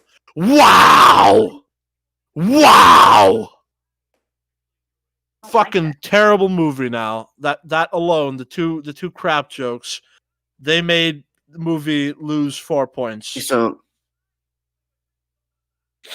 Oh my god. I'll do these things. Want me to just like? She wants a schedule right now. Shut up. Oh, okay, I'll make a schedule. All right. So 2 jokes and that is bad apparently. I fucking hell. What you know, I had a airborne. Can you still hear me? Yeah, I can hear you. I had like a project idea of like what the prequels are like to people who hate the prequels, you know, like what they see with their eyes. And I was making, like, I did stuff like make the opening crawl like impossible to read, you know, like as like a now. like I did stuff like that. But ultimately, I gave up because it was like I made every single scene where people talk like a tenth the speed, and I was like, you know, this still doesn't really fit because what they're saying still makes sense. So I would have to like replace word. I might still have to make that video. Like, yeah, I want to see it. like it was really funny. Like what would happen with the opening crawl is like literally the screen goes off the screen to another screen. Like it's like an old TV from like back in the day. They would have these glitches where the screen would like somehow leave the screen and then you would see it again popping up like from the lower, almost like the screen goes up and gets replaced by another one. Like I would have that happen like every 2 seconds, and like there would be massive film grain and shit like that, like just to make it impossible. Because like it has to be impossible to get the perspective those guys have on the movies. Like it would have to be impossible. Like there's no other way. Like, but yeah, I mean this fucking hell. You guys continue the video for now. I'm gonna get my food. It's been lying there for like half an hour. Yeah. Okay. You guys continue. And then they get to Anakin. And again, more tweaks are gonna happen. He's not a boy, he's a teen or young adult. And he's not a mechanical genius. So he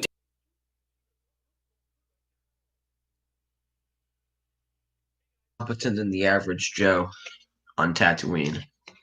I would assume most people on Tatooine are technically competent. Because they're gonna have to be. So I don't really see why, you know, they call him a genius. It's kind of retarded. Give him the benefit of the doubt when he says like the teen stuff, because everybody says that, you know, he's been fooled by the Plinkett gods. So I won't give him too much flack for that. Kind of dumb. Who has been fooled by Plinkett? But Who hasn't been fooled by Plinkett? definitely hasn't built C-3PO. It's great that you want to give people fan service, George, but these characters fan service is an explanation for why C-3PO is important to the Skywalker saga. What the?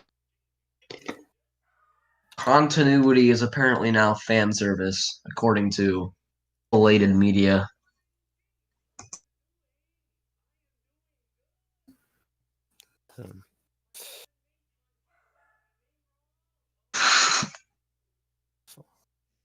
I don't. I mean, to be fair, this is kind of a pitfall that most prequelators fall into. Oh, that's C-3PO. That's just Lucas giving fan service. Oh, that's R2-D2. That's just Lucas giving fan service. Oh, there's a bunch of lightsabers. That's just Lucas giving fan service. No, this is just a logical continuation of the continuity. And him explaining why things are the way they are. 30 minutes of fan service.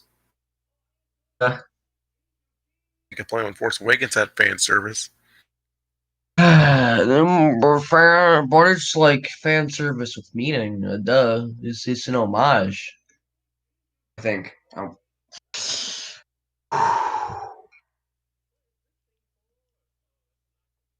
characters can show up later. Obi-Wan and Tatooine are familiar faces enough for episode 1. However, it is wonderful that you're showing us a different side of Tatooine. The pod racing is kind of cool, and the whole idea that there's like a scrap junkyard and that.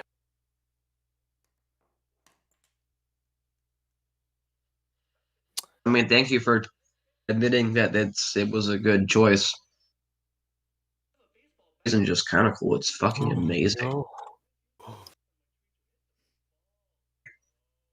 I mean, honestly, it's still one of the best sequences in Star Wars to this day. I'm gonna bash my computer in with this golf club that I'm holding, like I'm Abby from Last of Us 2. Hold on. I'm actually holding a golf club right now. I have no idea why, but it just made me think of Last of Us 2. Do it, do it, do it, do it. You know, whatever. That's fun. Again, old and Whatever, it was fine. I don't know. It was kind of fun. The guy seems almost reluctant to praise the prequels for anything. Like at the beginning, he was like, "Oh, let's see what worked and what didn't work." And whenever he talks about what happened in the prequels, like, "Oh yeah, this just plays that as normal," instead of actually complimenting why it worked. I don't understand this thing. Like, oh, I have to compliment the prequels now.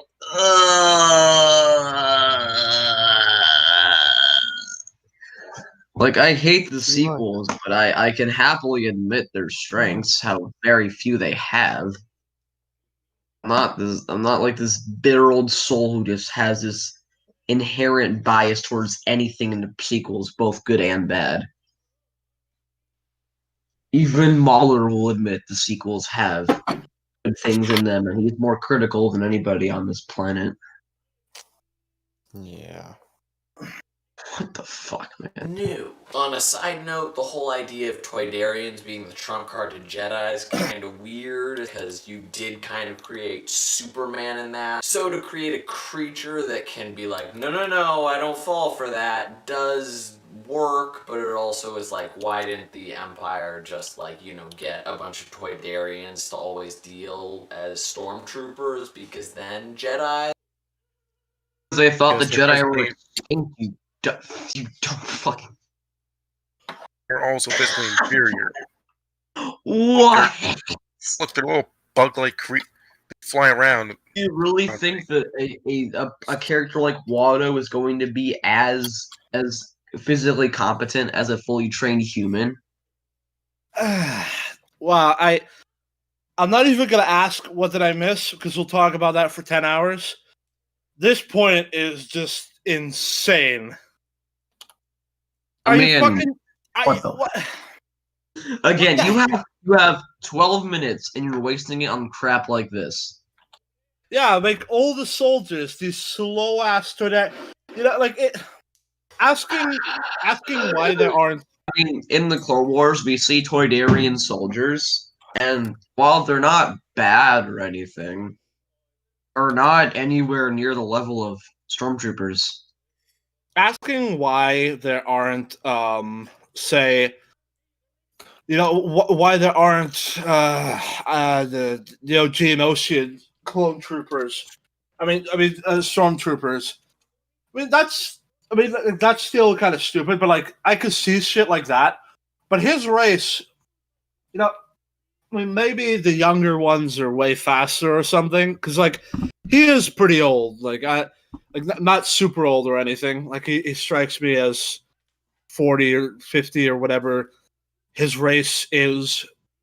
But like, I mean, what kind of point is this? You know, like, do you think Jabba the Hutt should be a stormtrooper? Yes. Because I mean, mind tricks don't work on him. It's like Jabba Stormtrooper. Yeah, Jabba trooper. Oh my god. Fucking people who this is like the thing. This is like the thing with these prequel haters. Is that they say George is stupid, and then they essentially commit suicide and like jump off a cliff as like their idea, like their ideas in like human form is jumping off a cliff and committing suicide. Like they just, and they don't see it. They don't see how retarded their ideas are. It's astounding. It's a Dunning-Kruger effect to the maximum, the absolute maximum. And just look at his face here. Like like if you look at his face, you could see that he's like fully convinced. I'm right about this. I know what I'm talking about here. Like as if his question like really pierces into the nitty gritty of the prequels and like the mistakes made with. No, you're just an idiot. You're just talking about like your whole idea here is insane. Do you they wouldn't come anywhere. I mean, the clone troopers are based on like this super soldier guy, like a guy who's already a really good fighter. Like, what do you think? I mean, even if it's not them, the stormtroopers. I know how everybody makes stupid jokes about how they can't shoot for shit, but like they are actually really accurate and deadly. And this is just stupid. You can very obviously see based on his physical appearance that he would be a terrible idea for like a whatever. This guy isn't worth it. Move on. Because then Jedi would never be able to. Anyway. They would still kill them with ease because they're not a big deal. Besides, maybe not all like stormtroopers have a can be mind tricked anyway. okay. If we were to take his point, it would just be like maybe have a small bit of droid air interrogators, and that would be it. Well, I mean, whoever I said thought the Empire was against having aliens in their faction. I mean, who the hell ever said? Whoever said that people you can't mind trick, you can't just make fly away? Like, why don't the Jedi just mind trick all the stormtroopers? I mean, they should just totally be able to, right? I thought you couldn't mind trick more than one person at a time. Yeah, like it's this very deliberate thing. Like, sure, we may see a hand wave as like all that's Right. happening, but like, not unless your name is Ray. Remember when Qui-Gon like incredibly subtly waved his hand, like in front of the Gungan King? Yep. Like, nobody even noticed it. So Qui-Gon Jinn meets Anakin and is like, holy shit, the Force is strong with this one. And Obi-Wan is like, wait. Yeah, that's one way to put it. Thank you. What are you talking about? And Qui-Gon Jinn is like, no, the Force, it's really strong. Because he can just feel it since midi-chlorians aren't a thing, you know? And Qui-Gon... Great, another bitching about midichlorians. Yeah, we've already covered why midi-chlorians aren't stupid, so let's not waste any time here. Yes, but I need to point this out. Qui-Gon only like, started. oh man, Qui-Gon only figured this shit out when he was around Anakin for a long time. Like he did say there's something about this boy before he even ran the blood test. Yeah, like he obviously he started to feel stuff about him. He didn't just find out because he randomly decided to do a test for no reason. Like he could sense his potential a little bit, you know, and checked it out. But like, if they had just got in there and left and never came back, like he would not have found out that Anakin was, you know, this is just stupid as hell. I hate this. I have to train him. And Obi-Wan's like, dude, I'm right here. So yeah, right here, Mr. War Veteran. That, you know, right here. It's like in his 30s. Yeah, I don't think Mr. War Veteran in his 30s still needs training. Just saying. Okay? Yeah. I think he's done. So an upset Obi-Wan wanders the streets of... An upset war veteran Obi-Wan goes up the street because he can't take the idea of being replaced in his mid-30s. Okay, cool story. Let's move on. Tatooine and maybe stops at a bar. You know... Stops at a bar! I mean, so I have like this like idea that we actually I mean, I think it's kind of weird that we've never heard it. This is a tangent. I think it's kind of weird that we've never heard a song play twice in Star Wars before. Like it's like kind of a coincidence that like no band has ever played a song from a different band in Star Wars. So I was thinking, next Star Wars movie, you know, Taika Waititi's film, we'll get one of the old songs back, you know? Like Laptinek from the original Return of the Jedi or something. Anyway, back to the video. There are no bars in Star Wars. I'm bars in Star Wars, but like, do you Called expect that cantinas, or they're called clubs. Cantina. Yeah, there are also clubs in Coruscant. I mean, it doesn't matter. It doesn't matter if there's a bar or not. Like him shopping there would never happen because he's a fucking Jedi. I mean, he might hang out Yeah, there, Jedi, but I mean, he does drink. I mean, he might hang out there, but I can guarantee you that he's going to be like, oh, he gets drunk. Let's see. If George wants to reference himself, and being in a not so pleasant mood, he gets himself into a skirmish with a pod racer. Okay, awesome. Okay, this is just fucking insane. Oh my god. Jedi like just gives into his aggression. Why would to a some random thug? Why would a you know, I don't think this guy understands the concept of being a fucking war veteran. And also 30. Like, he's supposed to transcend the dumbassery of like a 15-year-old. You can see his retarded. You can see his pool of creativity. Like, you know, like he's just like, oh, go back to a cantina and get into a fight with another one of those ugly dumbasses. You know, like in TFA when they go to Mascanada's cantina. You uncreative, arrogant hack. Padme shows up and they manage to make it out alive, and we see Padme shows up? Why? Because maybe, oh my god, it would just She be like just shows up like, "Hey, Obi-Wan, no, I figured out the exact bar that you were located in. Now let's get out Hey of here." Obi-Wan, no, hey Obi-Wan, I suddenly materialized here. So, do you need any help? guys. It wouldn't be like that. It would just be that Obi-Wan speeds off like a retard because that's what 30-year-old war veterans do. And then Padme would be like, "Oh no, I would go after you to because I worry about you." Blah blah blah blah blah blah blah. I mean, Padme didn't even like Obi-Wan and Qui-Gon initially. Well, I mean, Piece of shit, good for nothing Jedi. I can take care of myself. Okay, yeah, but she did also respect her authority, which at least I get what you mean. I get what how does that translate to? Oh no, poor Obi-Wan. Yeah, you're right. Okay, wait. Why would she show up to help him though? Because he's 30-year-old war veteran. He doesn't. He would be way older. He would be way older than what he appears to be in this movie. By the way, oh my god. Padme shows up and they manage to make it out alive, and we see they managed. He's a what? Yeah, the 30-year-old war veteran just barely. Oh, by the skin of his teeth, he manages to escape a random thug.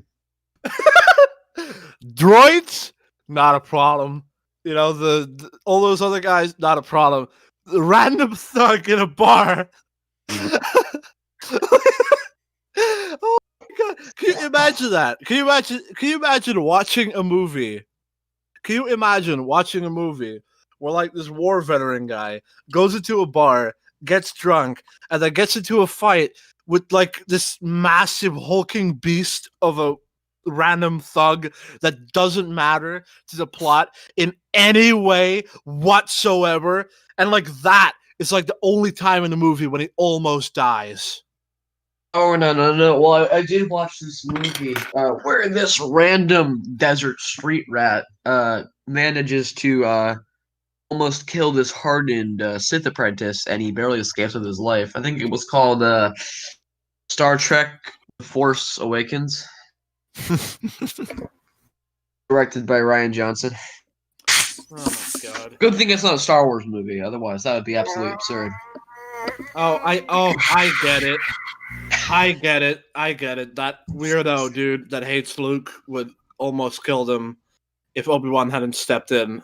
Okay, awesome, cool story. Awesome. You're so creative. I love you. So good at this movie making shit. a mutual respect developing between the two. Are you going to have a fucking love story between fucking Obi-Wan and Amidala? Probably not.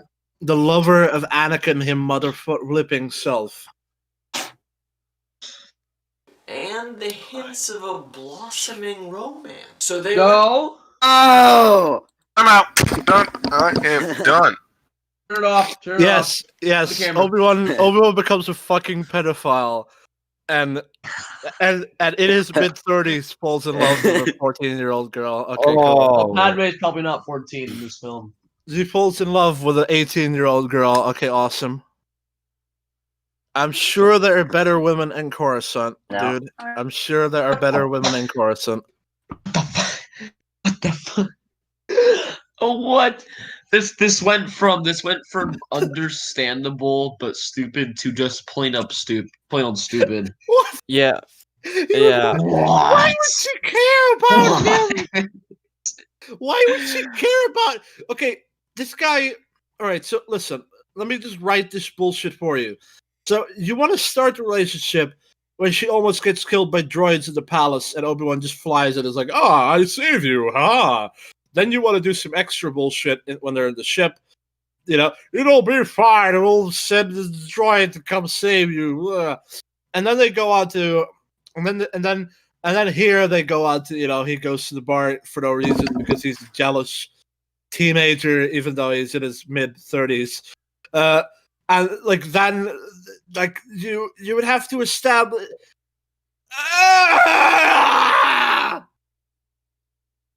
Let's move on.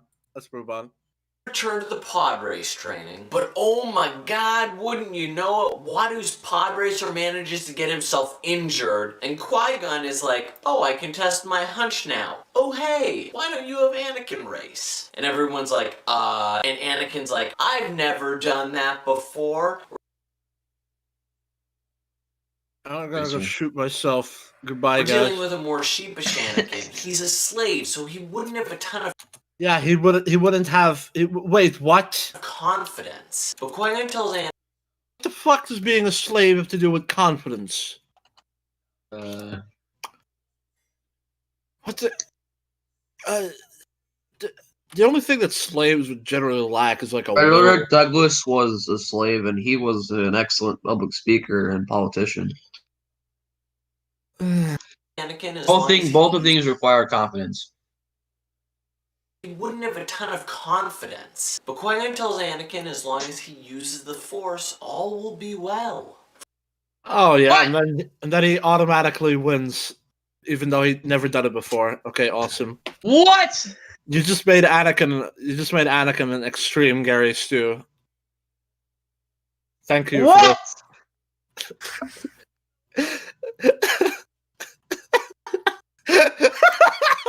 What's next, dude? What? What's next? Oh, Qui-Gon uses the Force to what's next? Qui-Gon uses the Force to kill all of his opponents.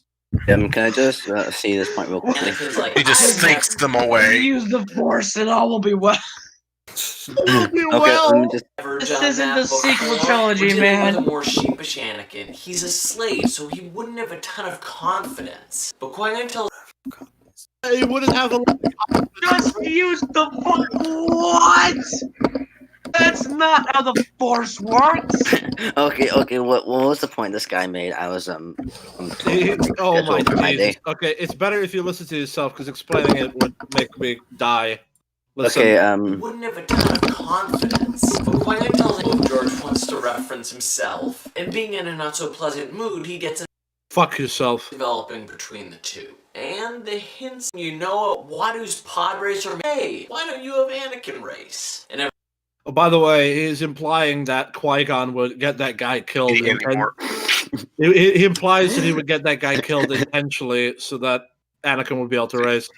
So Qui-Gon is just a murderer who kills people to get ahead. Okay, good everyone's story. like, and Anakin's like, I've never done that before. We're dealing with a more sheepish Anakin. He's a slave, so he wouldn't have a ton of confidence. But Qui-Gon tells Anakin as long as he uses the Force, all will be well.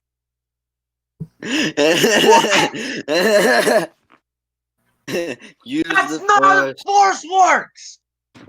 I cannot boy. stand this. Use the Force to kill your I enemy. just don't This, doubt. this is the kind You of writing I would motherfucker. expect from J.J. Abrams. You No mother, doubt. And Yeah. you now. you Why would motherfucker. Qui-Gon ever say that? Use You the mother- What did he force say? and all will What be did he say? well. What do you You make him say? motherfucker! Luke doesn't just use the Force there to win automatically. He's I'm not even heavily in the watch together with him blocking. anymore. I dumped out of it. I'm just listening to how you guys react to Shut up, this. you dog! He's heavily using the Force. No, not the Force. His skill with the piloting to survive there. He uses the Force for a couple of seconds so he can shoot the thing in there. Like what? Ah! Are you just Or Killer Shade. Qui-Gon Here. would never. Nobody in their right mind in any of George Lucas's films would ever say, "Just use the Force and all will be well." Down, all right? All right, Calm down. Shibe. Calm down. Everything. Force. Shibe. Just listen to this, okay? Are you there? Yeah, I'm still here, but Alright, just let's- well, alright, I'm considering listen. just noping out this entire thing. Listen. Anakin race. And everyone's like, and Anakin's like, he's a I am. slave. I'm not in so the he watch wouldn't together have a anymore. I ton of noped out. confidence. Hang Okay, on. well then get back in, you coward. I need to send you a link, don't I? Oh, I have control. I have control shift T. I'm good. All right. Well, you're back. Okay, you're back. Listen, this is fucking insane. Between the two. And the Hitman. So then, wouldn't you know it, Wadu's pod racer manager Yeah. So, by the way, he's also Like- suggesting that Qui-Gon would murder people so that Anakin. No, would- not murder him, injure him. Oh, okay. Well, he would risk the guy getting killed to like.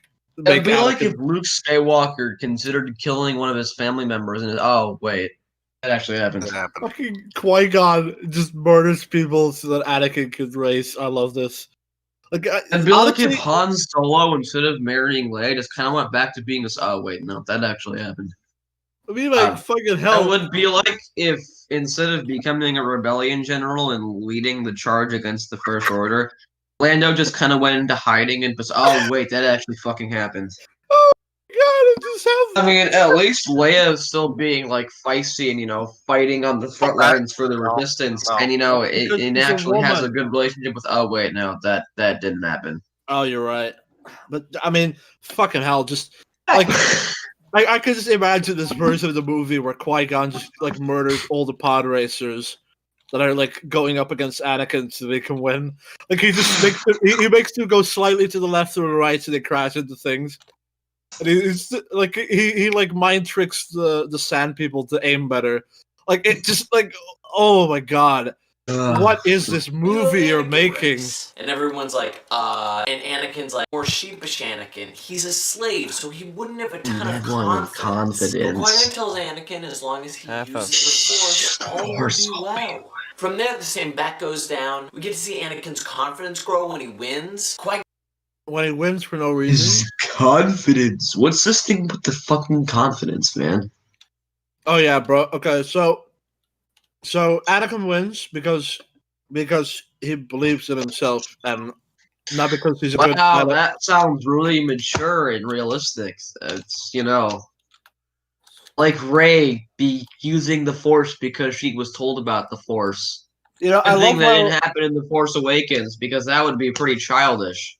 so confused retard thinks that Anakin is a Gary Stew, and this guy makes him a Gary Stew to make it better. Who are you people?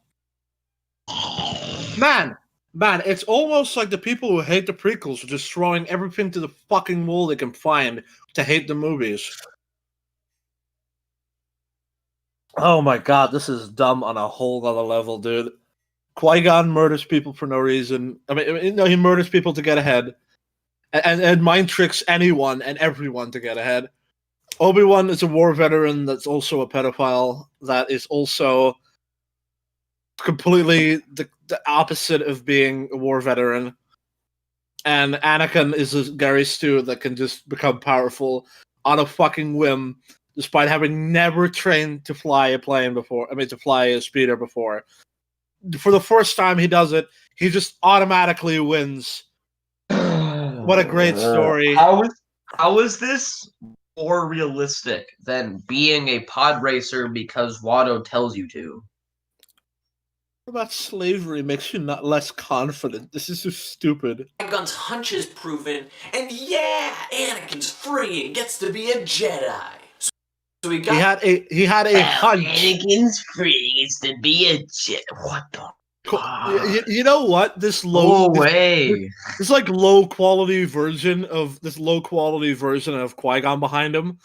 Like this kind of looks like how I would imagine Qui-Gon in this movie. Just a old, like ugly, just evil dickhead.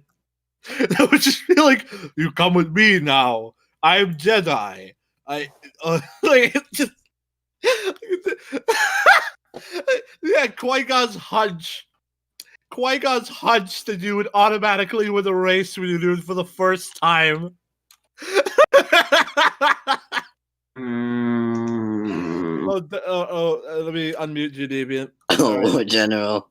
Deviant, say everything you just said. What makes me laugh even more is the fact that this guy made Obi-Wan a pedophile wars general, and then I didn't think twice about it. Well, I'll explain how he misses this. He's like one of the retarded people who's like, Padme is like a pedophile. That's because he can't. That's because he pays so little attention to the fucking movies. He makes Obi-Wan a pedophile, but he pays so little attention to the fucking movies. He doesn't even realize. He doesn't realize that Padme has grown significantly from episode 1 to 2. Like that's how fucking stupid this guy is. I can't fucking believe this. This is so dumb. But I would love to see it because it would be retarded to the point of fun. Honestly, like it would be a great movie. I would love to see that. He's making. All right, let's take. Wait, why would he be a Jedi though? Like the council would have to approve. Oh wait, there's probably no council in this version. We're going back. Oh shit, Darth Maul! And they have that briefing. Yeah, with no establishing scene, we don't know where the fuck he comes from. Yeah, he hasn't even brought up all of the scenes about like Palpatine being like, "Oh, Darth Maul." He probably falls. Jedi. This dude probably falls asleep when he watches those scenes, so I can understand why he missed it. Oh, that's a really good. That was a really good like shot right there, like with both Maul and Qui-Gon taking up guard positions. Yeah. Remember guard positions in Star Wars? Oh yeah, it was so awesome. I don't know why they don't do them anymore. Probably because it would look stupid, and they just want to get right into the action. What, Sith? So they get on the ship, they fly. What Sith? Even though they were 30 years ago, and they were probably yeah, weren't they just fighting Sith like 30 years ago? Oh, what Sith? Even though it was 30 years ago, and there would probably still be some left. Yeah, you know, not a millennium. 30 years ago. All right, so let's just imagine that Attila the Hun, or like a Hun from back then, or like a modern equivalent, would come back and invade Europe, like a couple of 100,000. We would be like, oh my god, where the fuck did these guys come from? You know? Not if there were 30 years ago, Attila the Hun was killed. Is this guy worse than the cinematic Venom from? Yeah. Fly up, they go to Coruscant, and Queen Amidala / Padme is in the Senate, and she's like, look, the Trade Federation is really fucking shit up in Naboo. And everyone's like, what are you talking about? Bureaucracy's amazing. She's like, I'm just gonna have to do this. Wait. Nobody in the Senate liked the Senate. They just went along with it. Wait a minute. So he actually understands the concept of them being stuck in bureaucracy. Like, obviously he doesn't get that they don't like it, but he actually gets why they don't help out. Well, what's your problem with the film then? This bureaucracy is amazing. What the hell? Shit myself. Bureaucracy's Meanwhile, amazing, man. Mace Windu is chastising Qui-Gon Jinn about taking on Anakin because Anakin is too old. That, completely flies. And again, when we meet the Jedi Council, we don't meet Yoda. We just hear about how awesome he is because... Huh? Uh, What? Why? Okay, Hello- so hello- okay, hello, so he can I- didn't remove the Jedi Council. He just removed 1/12 of it. Hello. I am from the southern village of Frenencilia or whatever. Can I see the king? Our village was attacked by trolls. No, you can't see the king because he's too awesome for you. I am the lieutenant of the whatever. You will talk to me instead. There Because is no Sith in Ba Sing Se. There's no such thing as Sith in Ba Sing Se. oh my god, what the hell? What the hell? What the hell? What the hell? What the hell? There is no hell in Ba Sing Se. Only Because, happiness. Why would Yoda not give a shit? Like, why are you so lazy? I would have bought this.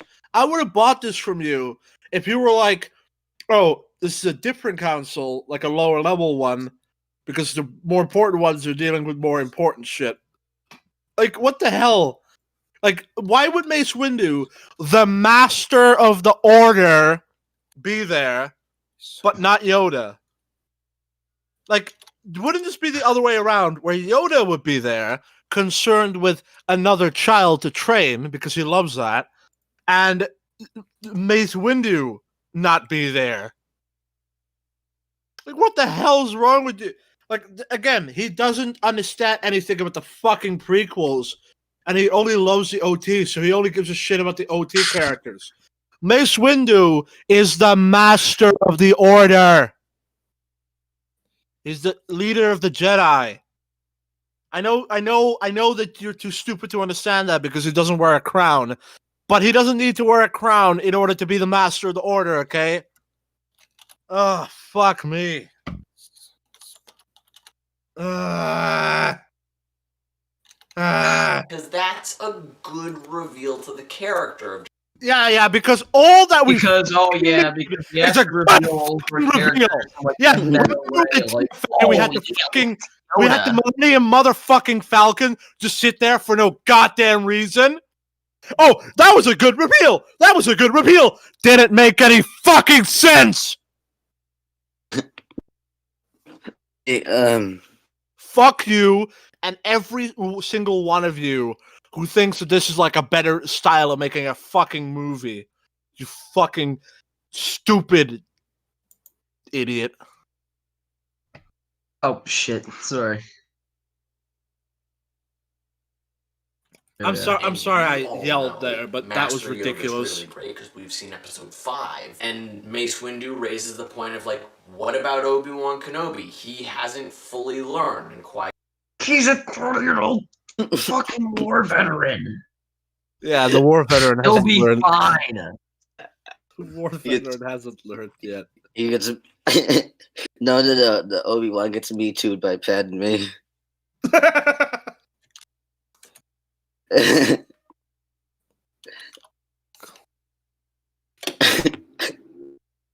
Hey guys, remember that thug?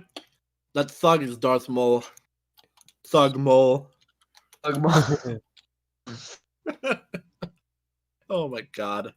Qui-Gon says, well, when I was teaching Obi-Wan as a Padawan, I learned a ton from him. And Okay, whatever. I'll let him have that one. Obi-Wan will learn from whoever he teaches. Meanwhile, What the hell is that? You learn from people you teach even though you're not ready yet? Look, if anything, the prequels show us that this doesn't work. Like he was not ready yet when he taught Anakin. Like he was only just barely he was only barely a Jedi Knight by the time of the Phantom Menace. Like he wasn't even a knight yet, but he would become really shortly. Like I think he actually did because he killed Darth Maul. But anyway, like Obi-Wan is clearly very talented, but like if he couldn't make Anakin, be perfect and not attached and shit, then that would be, Like it's very obvious. This shit. It's not a good idea. Like people seem to not understand that Anakin is like a special case. He was already too old to be indoctrinated fully, and and Obi-Wan is. It's one of the many tragedies of Star Wars. Obi-Wan was given an impossible mission. Teach Anakin to become a Jedi. Like it was Qui-Gon's job. Like if Qui-Gon lived, everything would have been different. Anakin would have never, like he's the perfect role model, and that's like the sad thing. That's what made me tear up when I saw the Phantom Menace, like the most recent time, is that I realized that when Qui-Gon is like dying and he's like train the boy, you realize he's essentially giving his apprentice just a horrible life just by saying that. He's like, you take care of an impossible job that can only end in failure. Or well, maybe Obi-Wan could have done it. I don't know. Who knows? But let's assume that it could have only failed. Like that. That's so sad. Like Obi-Wan really, really did feel like he failed Anakin and failed everything. Like, I mean, after all, he says, the boy. I mean, he's not real. He's not Anakin anymore. Like he just glosses over so much shit in this horror, this retardified rewrite that just zaps the emotion out of everything too. Like it's just Obi-Wan is a war veteran, yet he acts like a fucking idiot and falls in love with way too young girls, and it's just terrible at his job, even though he's a war veteran. You know what? Maybe his point is that Obi-Wan isn't a war veteran, like Qui-Gon is the future, like essentially the sun coming up. That's like one of the George's. Pretty sure that's sunset, not sun. Yeah, sunset. Yeah, sunset. That's George's favorite symbolic representation of the possibilities for the future, and so George Lucas made it brighter because he loves that to emphasize it more, and therefore that shot looks faker now than it did before. So yeah, an actual flaw with the prequels. Like this actually looks better. All right, so I need to remember this for my extended cut that I'm going to make of the prequels. I need to remember this to like change the lighting of that more to that to improve the shot. But yeah, so we found an actual flaw, guys. We found a flaw. Holy shit! And it's only a visual one, not even a writing one. Holy shit! I would barely even call it a flaw. It's only barely a flaw. Like it's if you don't look at the ships, then it doesn't even look that bad. Yeah. I guess the shot only stands out because it's a one time. I don't fully believe what's happening, But yeah, so it used to be less bright and it actually looked good at one point. Man. While they're sitting out there, Palpatine steps out. Now, Palpatine is no longer a senator, but is the intermediary between the senators and the Jedi Council. What? Let's see where we're going with this. So he actually has more strings to pull because he's the one who sent them to Naboo to get Queen Amidala and everything. This also allows him to be friendly with all the Jedi. So he shows up and is like, hey, where's Master Yoda? And Obi-Wan's like, oh, he's off doing amazing things because Yoda's amazing. And this is Anakin, and how the fuck did you write this dialogue? I like the idea of what's being attempted here, but there's nothing wrong with what he is already. Oh my god! Okay. Nobody move the screen. It's actually quite hilarious. So like, if I clip it correctly, it's like Obi-Wan is like looking at him like he really hates him, like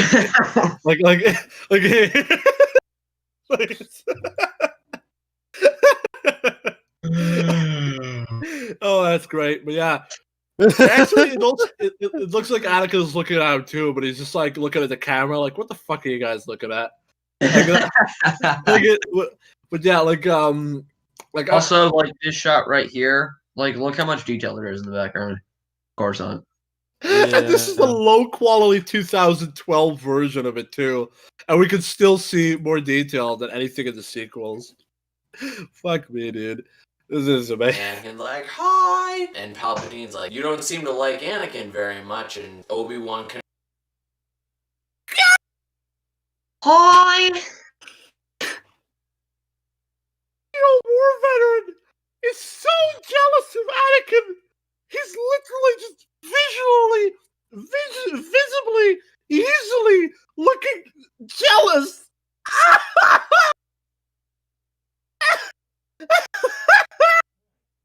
Oh, look, Obi-Wan is once again looking at him like, you fuck.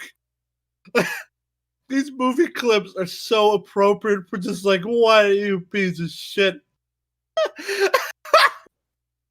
Oh my god, this is the worst commentary I've ever seen in my life.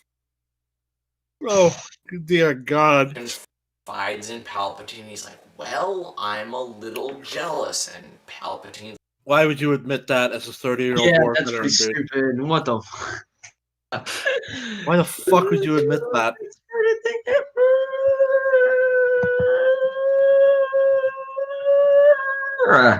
More importantly, if he would admit that, wouldn't that... Oh god, Palpatine's close-up is a little bit too weird. But yeah, so... Okay, well, for some reason I think Ian McDermott looks really funny in that shot. Yeah, I need to look away from that.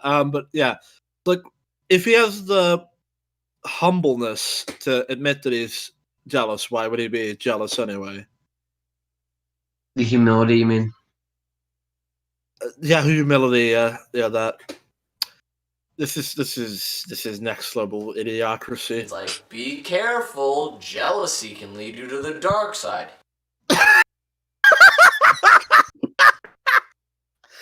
Well, here we go. Stupid. Here we go, guys. Here we go. This is the actual level. This writing. Okay, now we are starting to get exposed to why George Lucas is a good writer. George Lucas never does stupid, obvious baby dialogue shit like this. Because, well, My fault. frankly, that would just be so predictable.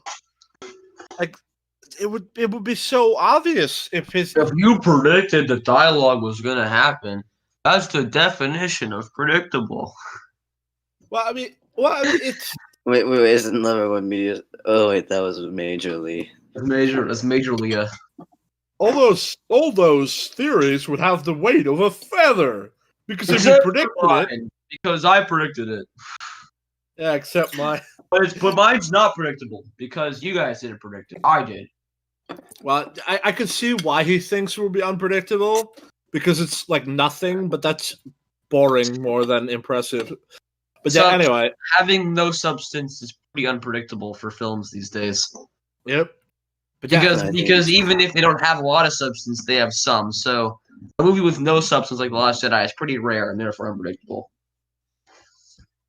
this is so fucking ridiculous. Like even the Emperor is like pissed off that he's like in the same frame with him. It's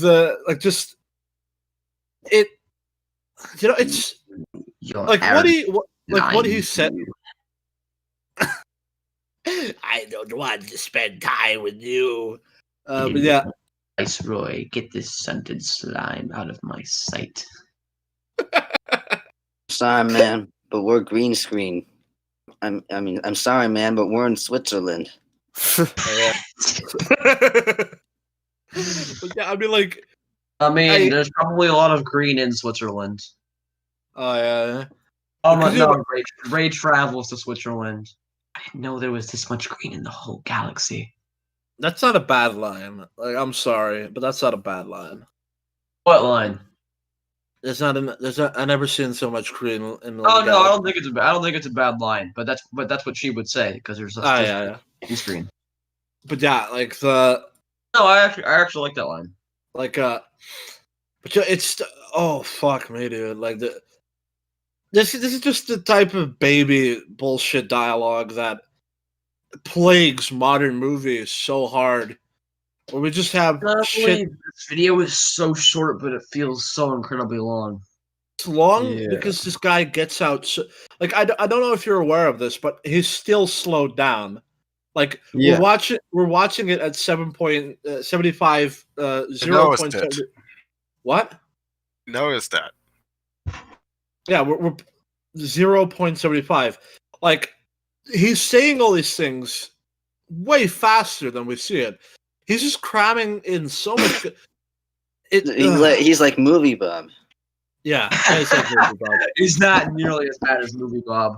Maybe he's his son or something. He kind of looks like it. Movie Bob is absolutely horrendous when it comes to talking too fast and saying nothing at all.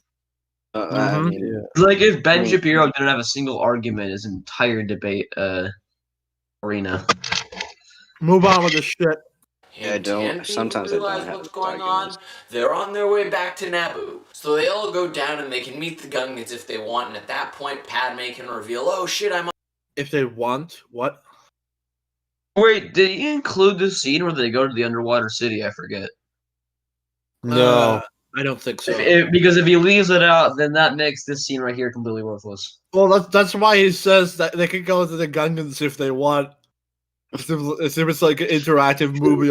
No. Not show the underwater city scene now. You show it back then. That's when it was important. I want to see this video. I want to see this movie of his, like the rewrite, like they bring all the actors back and they do it all over again. Like I want to see that. So shit. I want to see that, and then I literally at like that point when they're back on the boo, just randomly once and never again give the audience a choice on the remote to like choose what choice they make to go to the Gungans or not. Like, I got that. I'll repent. like it just becomes an interactive movie for no reason. For like, like it says they can go to the Gungans if they want. Like they come down and it's like, would you want to go to the Gungans? And it's just like now everyone stares at the camera and says, "Would you like to go to the Gungans?" and you just press the button and I like to imagine like the version like where they don't go. It's just this Gary Stu, Mary Sue fest where everybody just wrecks the droids by themselves. And they literally like which could you imagine that? Like Obi-Wan and Qui-Gon just fight their way through thousands of droids by It would themselves. essentially be Clone Wars 2003, but like stupid. I mean, but Clone Wars 2003, like when Mace Windu like runs around the army, it's not like he's trying to kill them all. Like he's mostly just dodging and running past them all. And like I mean, to be fair, there are extended amounts of time where an entire army of super battle droids just doesn't fire at him. well, I mean, the way I figure, I don't really feel like getting into discussion now. There are definitely reasons for why the droids don't fire. well, I mean, regardless, look, it doesn't matter because Mace Windu is the best Jedi ever. If anyone could do it, Okay. if anyone could use cheat codes, it would be him, not Rey or Anakin or these Qui-Gon. No matter how good he is, he's not as good as fucking Mace Windu or some shit. Like they, none of this makes any sense.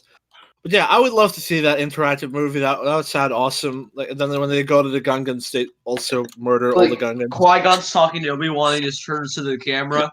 What do you think we should do? Take on the entire Naboo army by ourselves? Or get the help of the Gungans? Press which button you want on your remote below. No.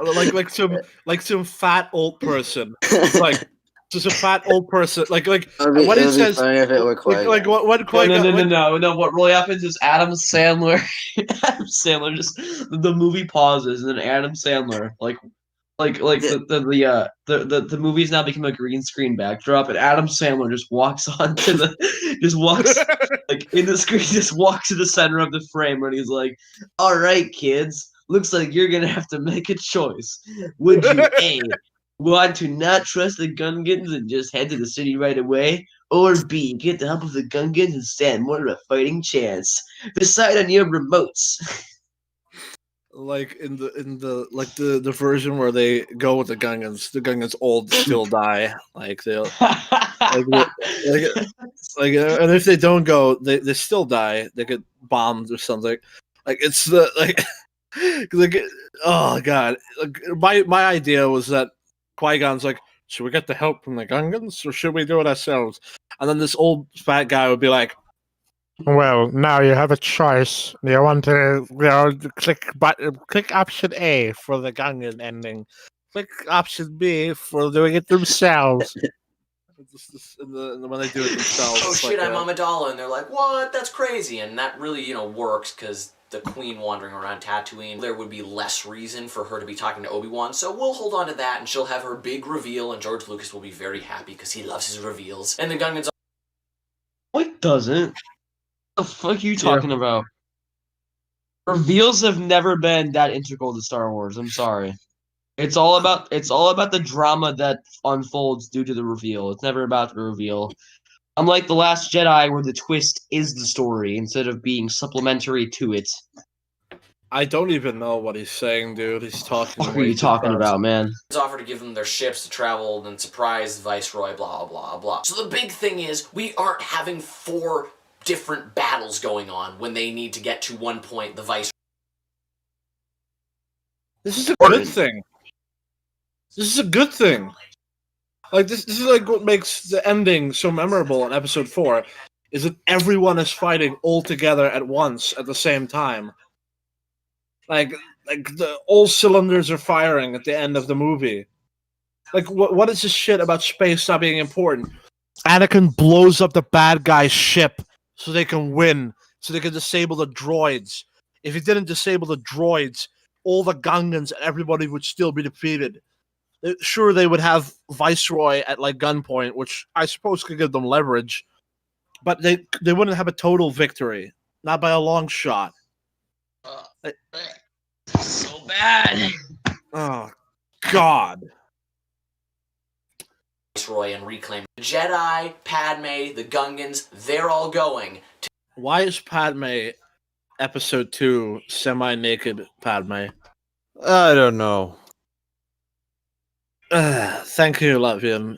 Thank you. To take on one person. It's streamlined and simplified. And boring a fight too, because one direct fight versus 4. That's totally so much better if we get one boring ending.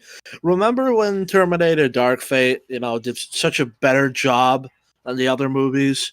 When the ending was just when the ending was better. Right. When the ending was just a mosh pit of 4 people hitting each other like retards. Like that's so much better than like a team effort. So much better. Jesus Christ. And I know a lot of you were like, where's Anakin? Well, Anakin's back at the Jedi Council where he should be, because why the fuck would you take a kid when, they established... He is with Qui-Gon. Yeah, it's still kind of reckless to take a kid into a war zone. He's still with Qui-Gon though. Yeah, I know. But I'm not saying it's the most sensical thing in the world. I'm just saying he's with Qui-Gon. Like people seem to not factor that. It's a small flaw though. I'm not gonna say, oh, Phantom Menace bad. It's not a flaw. Like it kind of is. No, it would at worst it would be a flaw in Qui-Gon's character, but it's not. No, because Qui-Gon's always been kind of reckless, so it'd be actually consistent with his character. But other people would raise objections to it. I mean, a flaw in his character that he would risk the life of a boy to go into a war zone. Like that's what I mean. But like, so it is a flaw then. No, a flaw in his character, like a logical flaw that he would do that. That's a flaw for him, not in a writing standpoint. But look, nobody else would raise an objection to bringing a child into the war zone. Anomaly already pointed it out. Yeah. He basically said that it's not very sensical, but the plot does work to compensate for it. If this he said. Yeah, that's exactly what he says in his cosmonaut review. Anomaly said in one of the streams that maybe they would throw Anakin in an orphanage or something. Was in the cosmonaut. and like that, like I know it doesn't. I know it sounds strange, but it's not like Qui-Gon has a home. You know, he doesn't have. Maybe he does. I don't know. If he does, then I suppose he could have left him there. Like he doesn't have. Like assuming he doesn't have a house, where else is Anakin gonna go? He's with Qui-Gon. Qui-Gon is now actively watching over him. You know, it again, it's not the most sensical thing, but to say that it makes no sense is lying to yourself. Move on. The Jedis have a training center. So just like Georgie wanted, they're all going straight to the Viceroy, and oh shit, Darth Maul's back again. But instead of getting separated and going off in the light bridge generator room or whatever that the Jedi and Sith wind up in, they're going to stay pretty close to the action. In fact, Padme and... I don't think they intentionally What? went over there just to have a fight there, by the way. Yeah, they chased No, Darth I Maul think- into the room. They got that's an intentional decision to divert them away. They didn't just go there for no reason. What the hell? What's wrong with you? Fucking idiot. What, dealing with actually? the droid, and the Sith and the Jedi battles are going to be, you know, both kind of headed towards the same place where the Viceroy is. And right before they run off... Can you imagine in his version of the movie, they just artificially go towards the Viceroy in their fight? Like when they're having the Oh gunfight. no, there's definitely a way to do that. You know, like Darth Like Maul's when trying they to have kill the gun- Padme, but Like when they have the gunfight, like just Qui-Gon and Obi-Wan are just like, and Darth Maul are like fighting their way through it. They are just completely not paying attention to them, and the gun people aren't paying attention to them. And they just and they're like clashing and fighting, and they're like moving backwards towards that location, like as the gunfight is happening around them, and they don't give a shit. Like they're just. there's definitely a way to I know there's a way, do but this like, correctly. but like, you know. what this guy, like the generator room shit. They went there because they were having a fight, and they were looking for better ground. I don't know what the generator room does exactly. Well, actually, I do. It's a generator room, so it's obviously that is why that works the way it does. But like, I mean, that like, they didn't just go there just cause they ended up there because you know, two Jedi. Darth Maul is looking for higher ground, and you know, like it's. Like, the way he makes it sound is that they just artificially decided to go over there to fight there. It's not what happened. It's not what happened. to take on Darth Maul. Padme gives a little, like, take care to Obi-Wan, and Obi-Wan now Yeah, take care, war veteran pedophile man. I love you so much. is like, oh shit, you were interested in me. That's You're interested in me, the Jedi who shouldn't have attachments. Okay. Cool. cool, and runs off with the power of love fueling him to Yeah, runs off with the power loft straight into Darth Maul's saber. Thank you. Oh, God, why? take on Darth Maul. Yeah? Okay, It's- okay. On Darth Okay, Maul. We get our cool lightsaber battles, we get our cool blasters, we don't need any space battle again. Yeah, where they pull up to the I table. mean, I never thought that the space battle was all that great in the Phantom Menace. Well, That doesn't mean it's not integral to the plot. It's integral to the fucking plot. Like, it's important. Like That's what I take it- said. Oh crap! Oh crap! I think I may have said this back some. You see, if the Gungans weren't there to divert the droids, the Boo security forces would have been immediately captured. If they weren't going into space to destroy the droid control ship, the Gungans would be annihilated. If the lightsaber people Jedi weren't fighting Darth Maul would kill basically everybody because he's Darth Maul. If the security force people weren't going to stop the Viceroy, then they probably wouldn't be able to distract the droids from killing the Jedi. It's a four-way symbiotic relationship that involves everybody because that's how it works. In the film, it's explained in the scene when they go over the plan. You know, I know Cosmonaut hates plans, and so you probably do too. But like, come on! It's so fucking obvious as to why they have to do all these things. They explain it in the movie. It's not one of those things where you have to draw some conclusions. They explain these Cosmonaut things in just the film. assumes that people don't have time to explain things because This film does so many writing. These films do so many things right in terms of its writing that I don't have time to explain them. That's how I should approach people in the prequels now. What's going on, Wolf? No, I was thinking of me. I don't have time to explain why I don't have time to explain. Oh, Destiny. Oh, that Ugh. line from Destiny. Shit. You know, you two aren't really talking. I just assume that you're both having massive headaches from what he's saying. Yeah, kinda. I just, I'm more focusing on the other servers that. Yeah, Alright, please let's keep your head go. here, because when this is recorded, 500 years from now, 800 years, doesn't matter. They'll be able to find it back. So pay attention right now for the moment, dude. Okay. But yeah, that's the weirdest way to phrase it. Well, yeah, that was a comment. That was a comment in words. Oh my god, what am I doing? Let's move on. Space battle again, because who would we even care about? Anakin. Oh wait, he's not there.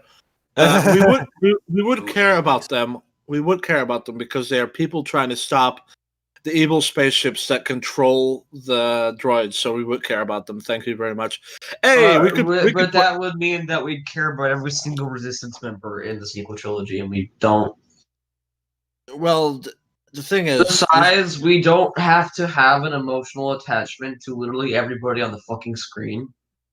well, I mean, like you could put the pilot from the old ship of the pilot that like gets him there. You could have him be one of the guys who's like fighting, and that he and like obviously we wouldn't care about him as much as the other ones, but it would be like this thing where Mr. Pilot guy helped stop them, and he's like, I just made it, I just did it. It would be this nice thing, like Yeah. That cliche of he was 4 days from retirement. Up and dealing with that, I mean, they somehow got onto Naboo anyway, so the blockade wasn't doing anything. So the Gungans and Amidala are like. Now, I know a lot of people make arguments about that. It's a royal ship, all right. Like and it was right after the invasion, so they didn't exactly expect anyone to quickly try and escape. So, I mean, especially since they surrendered. So, yeah, it doesn't. It's awkward. Like many things that people falsely say are bad about the. Don't make my life hard, Airborne. It's just like many things in the prequels that seem like they don't make sense. They're really just awkward, and that's it. Move The on. dialogue doesn't make sense because they don't talk like normal people. Even though the information would still go through your head technically. Like facing off on droids, and they're like blast, blast, blast, blast, blast, blast, and they get to the Viceroy, and they're about to like be like, Viceroy, you're finished. And at that exact moment, Darth Maul, Qui-Gon, and Obi-Wan stumble into the room, and everyone's like, what? Oh my god, this guy unironically did what I said. They artificially just come in there right during the gunfight. Holy shit. And then what happens is that they just come into the room and they don't even notice the Viceroy. They just keep fighting. I want to see like somebody do like where they like basically they green screen the three of them fighting into the room. They just kind of fight all around them while the scene plays out. Yeah. Like something from an Edgar Wright film. Yeah, two guys are carrying a green screen that's like following the three of them. They're employees from Switzerland. And we have this like TFA style version of Duel of the Fates that just constantly reuses like parts of the earlier movies. Right, it's just like it's just na na na na na na na na na. It's like the na na na na na. Like it's just the force theme spread up. Like and then it just goes into I don't know whatever the fuck plays at Empire, and I just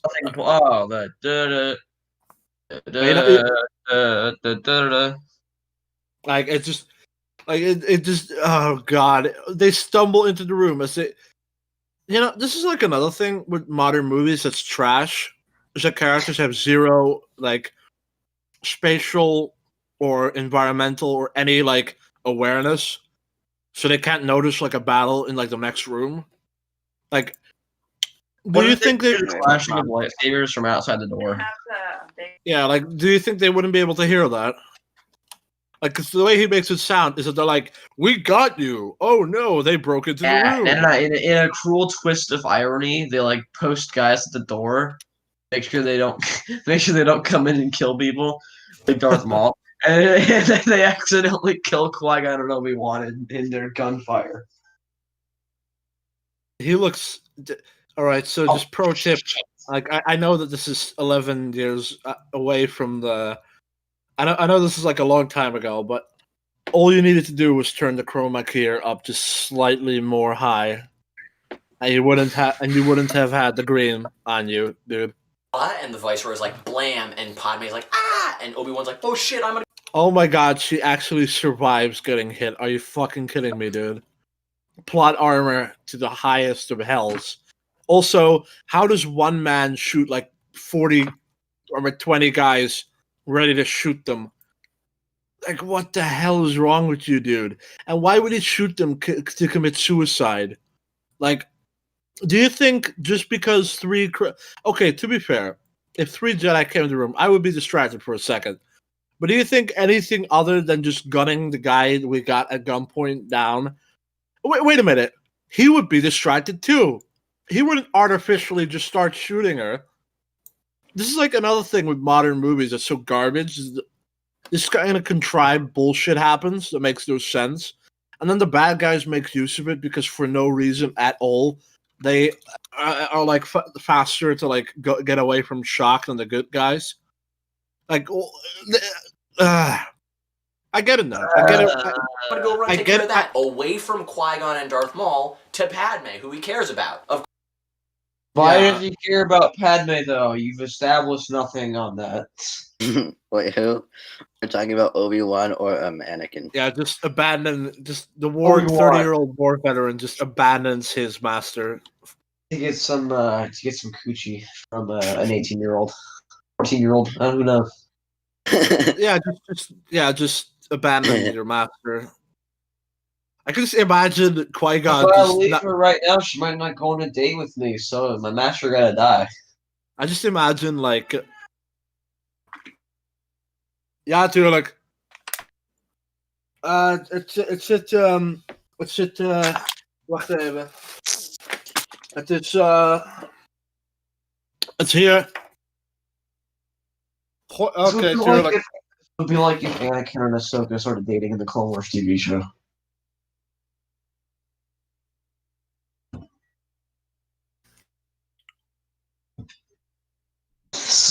Terrible. Of course, in that exact Kind of moment, wrinkle, too. he's now directly responsible for when Darth Maul's like, slice, cool. and Obi-Wan's like, wait, what? Fuck. So everybody starts blasting at Maul, and Maul runs away. Obi-Wan runs over to Qui-Gon and is like, hey, Master, fuck. And Qui-Gon's like, yeah, dude, fuck. Please just promise me you'll take care of Anakin. And Obi-Wan's like, all right, skip him back, because I missed all that. All right, but yeah, so... I know what's hilarious about that. Sorry, my mom showed up and she needed some stuff. So, anyway, so what was hilarious about that? So I could just imagine she gets shot, like, and then just Obi-Wan just leaves the green screen area, and they like keep fighting. They go out through the other door and just leave, and then. He's like standing over her, and then like everyone in the room is like, looking at them with puppy eyes, including the Viceroy and shit. It's like, oh no, you're shot. And she's like, it's okay, I'm alive. It's just like, what the fuck? and oh my god, this is so stupid. Why would he randomly abandon his master just because some girl he doesn't even know gets shot? Because he wants that. I don't know. I'm not gonna say it. Shut the fuck up. Piece of again, shit. because who would we even No, care no, about no, going no, up no. and This is what dealing Belated with Media that? said. I mean, they somehow got onto Naboo anyway, so the blockade wasn't doing anything. So the Gungans and Shut the Amidala fuck are up. like facing off on Droid, and they're about to like be like Vice, like ah, Blah, blah, and blah. Obi-Wan's like, oh shit, I'm gonna go run to Pad. That close up of that face. No. Look, guys, don't skip ahead. I missed this part. And the Viceroy is like blam, and Padme's like ah. Why James Bond and why this face for someone who It gets looks shot? like Liv Tyler from The Incredible Hulk. He has the worst. His fucking dude.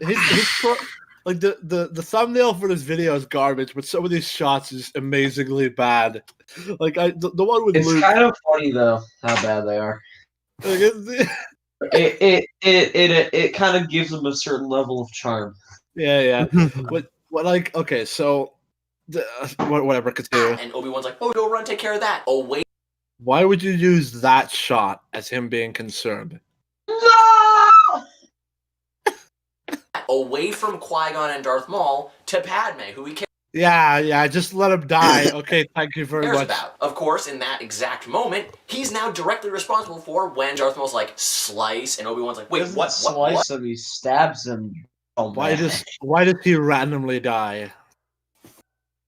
Look, I'm Maybe not saying Aaron will die. Darth I'm Maul not- kills look, I'm not saying that Obi-Wan going away wouldn't like be a massive problem for him, but I don't think an ancient Jedi wizard fighter king from 30 years back would just literally just die within seconds after he leaves. I think he's embellishing how short it took for him to die. Probably. I mean, in his fully evolved film brain eyes, it probably took him I mean, like longer.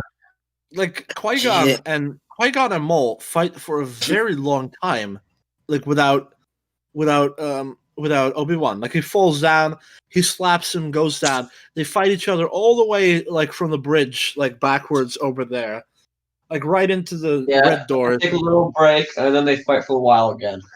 Like it's not like Darth Maul just randomly wins. Like it's he doesn't have backup, and Darth Maul is now on the attack. And unlike him, Darth Maul sees an opening. Like it's like Wow, I cannot believe this. this. Besides, Qui-Gon wasn't a war veteran in the Phantom Menace. He is now, so wouldn't he be even better? Mm-hmm. Again, we have to take into account that they're war veterans, so they're at least 1.5 times more skilled. Oh my fucking god! Now Darth Maul's a Gary Stu too. You fucking idiot. Yeah, well, Gary Stews aren't just overpowered people. There's more to that. There's more to it than that. I know, but now Darth Maul kills like an ancient Jedi like commando. Well, I've seen some rewrites of the Phantom Menace that are kind of like naive, like they turn a 9 out of 10 movie into like a 6 out of 10. This is like a 3. And, yeah. I read something like This that. is straight It up was horrible. garbage. They essentially do the pod racing, but they call it swoop jet racing. We'll Okay, watch that one next. Okay, this is what Obi-Wan Kenobi has devolved into this timeline. Is oh god, what A is it? war veteran pedophile who abandons his masters so he can get laid. This is the Obi Noms Kenobi.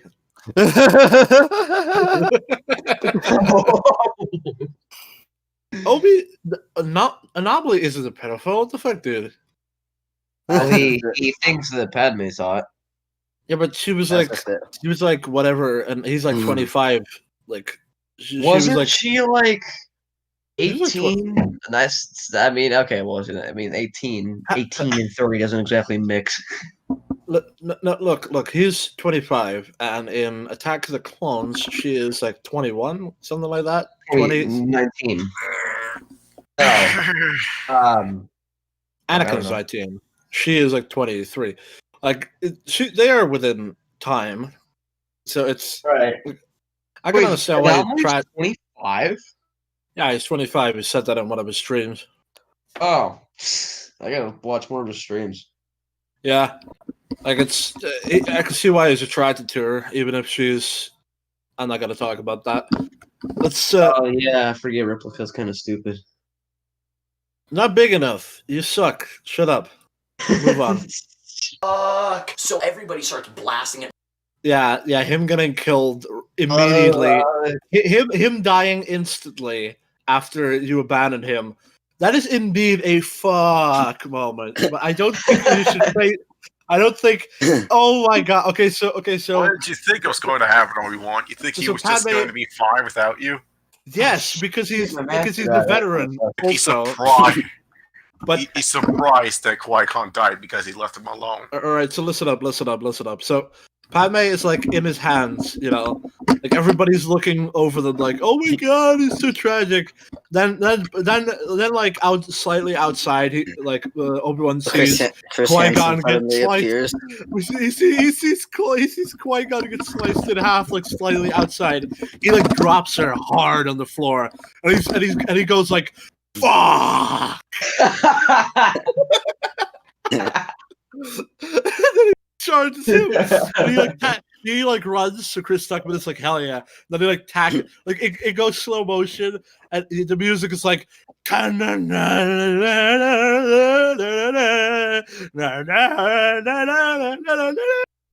Like a really terrible version of like the Force theme, and he like tackles Darth Maul, and they both like fly through the corridor, from one side to the other. I guess. All right, let's hear the rest of this amazing story. Blasting at Maul, and Maul runs away. Obi-Wan runs over to Qui-Gon and is like, hey, Really? They just shoot at Darth Maul, and then he goes to Qui-Gon without trying to like go after his killer. Okay, awesome. You know how in movies, like the mentor character or something gets cured, and then the person like defeats the guy who killed him, and then he like goes back after and like then he goes back to the master who is still alive but dying. It's a good reason why you do that. Because I mean, you want. Besides, I mean, again, like I think that like just being unable to stop your master's death is like watching him get gutted in front of you. Mm-hmm. Like that's I think that's way more powerful than oh, I wanted to have sex with Padme Soy and then master die. Yeah. Fuck me, man. This is ridiculous. I mean, this is like. I mean, there's so many plot holes already. Like we haven't established their love story. The war veteran, the 30 years old, ran away from combat because a random woman got hurt. His master dies within like 10 seconds for no reason and gets cut in half. By the way, and Darth Maul runs away as people awkwardly shoot at him, and he's like, "Oh my god, I let you die. I'm so sorry." And while she's on the floor, this is like I could just imagine. Like I could just imagine Obi-Wan in this scenario. Oh Obi-Wan. god, guys. Viceroy and his friend, they just sneak away. They both just like they both just slowly walk away as like they're not even paying attention at them. Oh my god, this fucking shit is so crazy. I want to see the chat for this. Yeah, you guys are not disappointing me. Thank you very much. Oh my god, this is insanely stupid. Oh god. Will DeMarco has been talking a lot, and all his messages have been retracted though. Only 2 of them. Like, don't retract them if they're like funny, because that I didn't see any of them. I think he retracted them by himself. This is so insane. He's probably Master, fuck. And Qui-Gon's like, yeah, dude, fuck. Please just Yeah, dude. promise me you'll take care of Anakin. And promise me you'll take care of the boy that randomly won. Also, never abandon anyone in the middle of combat again, you fuck. Obi-Wan's like, well, you'll grow and learn to be friends with one another. Oh, and if I ever see Darth Maul, yeah, I'll really kill the fuck out of him. great, and Qui-Gon dies. Now, Honestly, I think if the dialogue was like this in the sequels, it would make them way better. People That's just what, don't like, give a this fuck dialogue about what's for. happening. Like Finn just like gets it's it's his spine nearly destroyed by Kylo. And Finn just like, hey, can you wake up? I need to like fucking rest for a second. Can you like fucking kill him, man? Like it's Infinitely more exciting than whatever happened in those trash films. like it's just I could just imagine as they're doing this, we see Viceroy and his friend in the background, like they grab their coats, you know, and they're like they holding them up so they can run better, and they're like both like running away in the background, like to like get away. It's Like it just like what? like an old Looney Tune just like slowly tiptoeing away. No, they're not tiptoeing. At that point, they're just sprinting. Like they were tiptoeing when he was running towards, you know, towards his master's body. Like at that point, they're just like sprinting away. And like one of the gunmen like finds out. He's like, "Hey, motherfuckers!" And they shoot at them and like run after them. As like the music gets all sad and you know he ignores it all happening and he's like, you know, when I see him, I'll kill him. He's like, you should have done that instead of abandoning me, you fuck. I'm sorry, Master. I will take care of Anakin. I was supposed to do that, you idiot. This is why you don't abandon people in combat, you moron. I'm going to be 50-year-olds. Jeez, you're not even. I'm going to be honest with you. If Qui-Gon would die that way, he would not be like trained boy. He would be like, why didn't you try and do something? Why am I cut in half? Why am I cut into half on the floor when my own Padawan just randomly abandoned me because some random woman you're not supposed to have attachments like whatsoever with just got hurt? Why was that worth my life that she got injured? She didn't even die. Why did you do this, Obi-Wan? Why did you do this to me? Why after all these years we've been together, you let me die because a random girl got hurt. Why did you do this to me? What happened to bros over hoes? Like that's what he would say. Like that's what he would say. Like you know talking about this makes the prequels way better.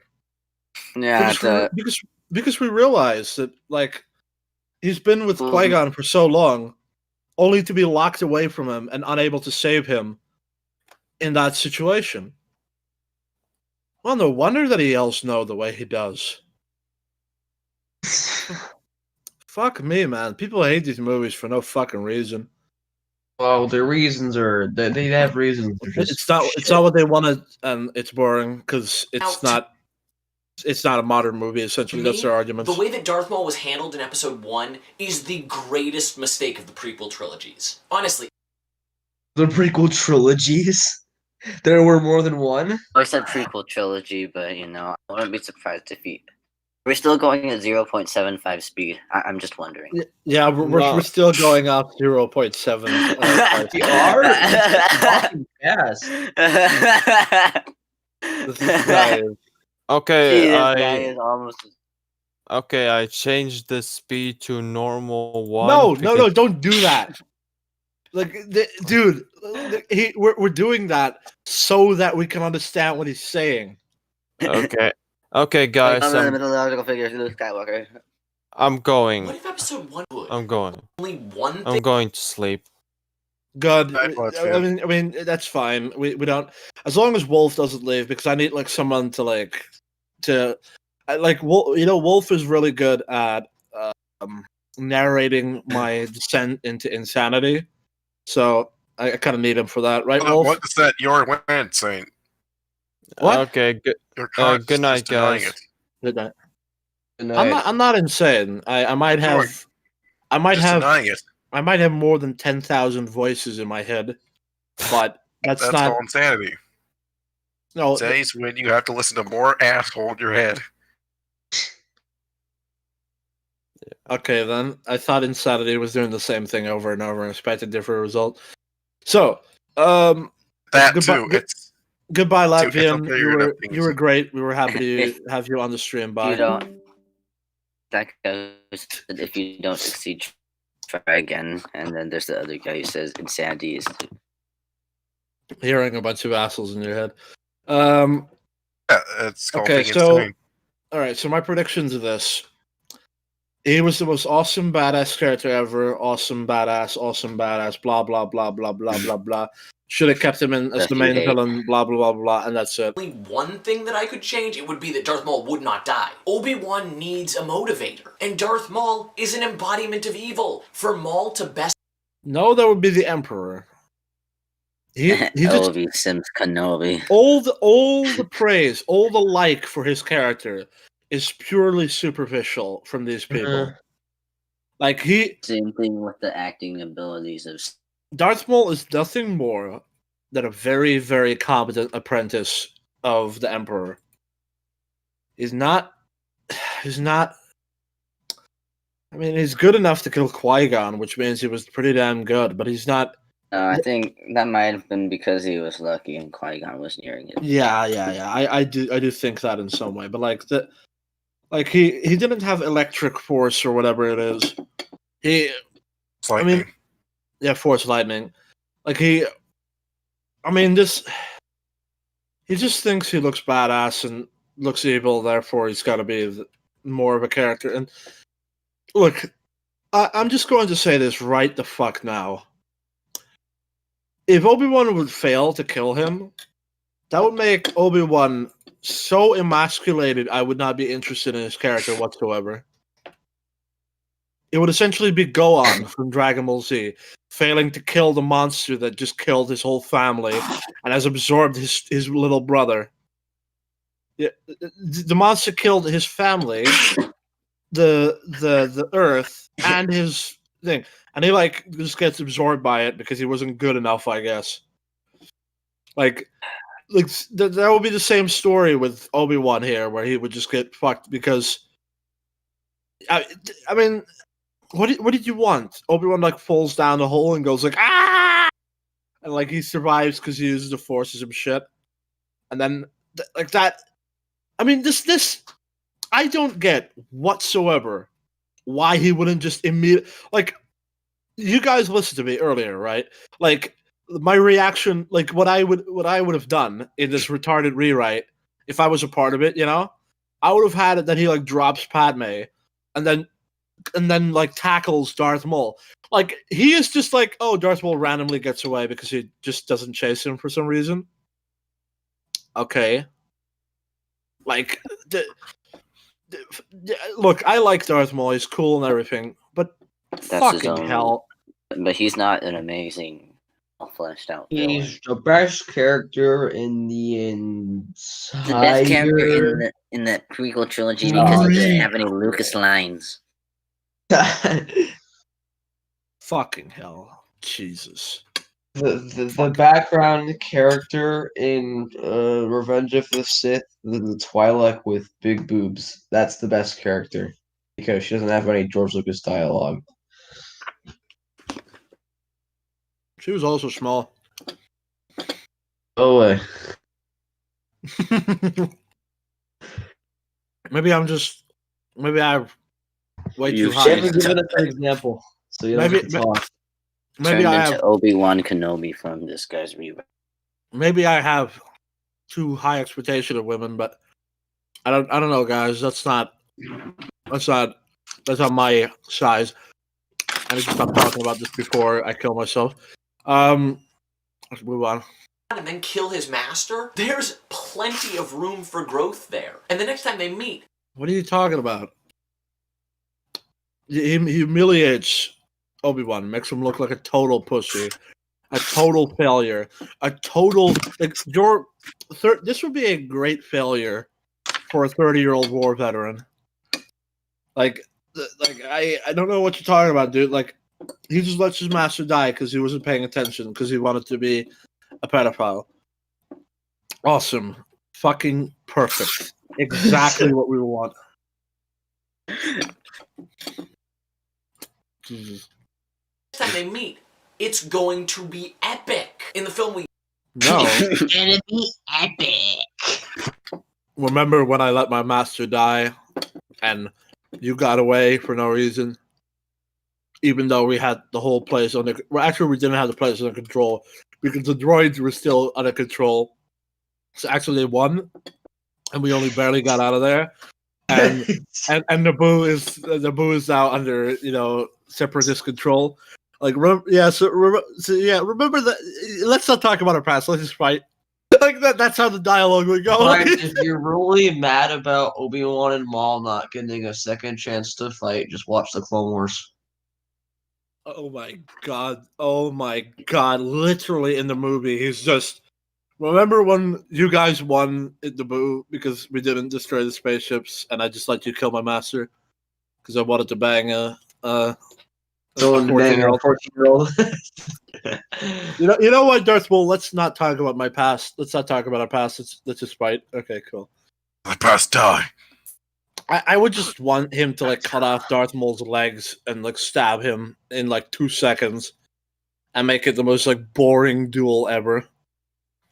And then he would think it's awesome. Guess what happens in Rebels? It's just not even interesting. It's just Obi-Wan wins that fight because he had like 2 degrees of the high ground. Oh, well, yeah, I mean, even Rebels made a 5-second fight interesting. It was all right. Like I could see, I could imagine that over the years, he had gotten to be so good, and Maul wouldn't even be able to keep up with him. But Maul basically just, I mean, I thought he won because Maul attempted to use the same moves on Qui-Gon that he did on Obi-Wan. Obi-Wan's like, yeah, I knew you were going to do that because I saw you kill my master, so guess what? You're going to die. Look at Obi-Wan is already a 50-year-old war general. By the time they meet again, he's going to be wearing he's going to have a cane. He's really being able to fight. He's gonna be like, hey, get over here, you rapscallion. And he still wins in like 2 seconds regardless. Like it just literally just pokes him with the cane, and the cane is a blaster. Alright, move on. All that Obi-Wan had to do in the subsequent 2 films was basically play Clue for the Jedi Council. Yes, we have been trying to track Darth Maul down for years. We can't fucking find him, dude. Let's play a board game from the 1940s, why don't we?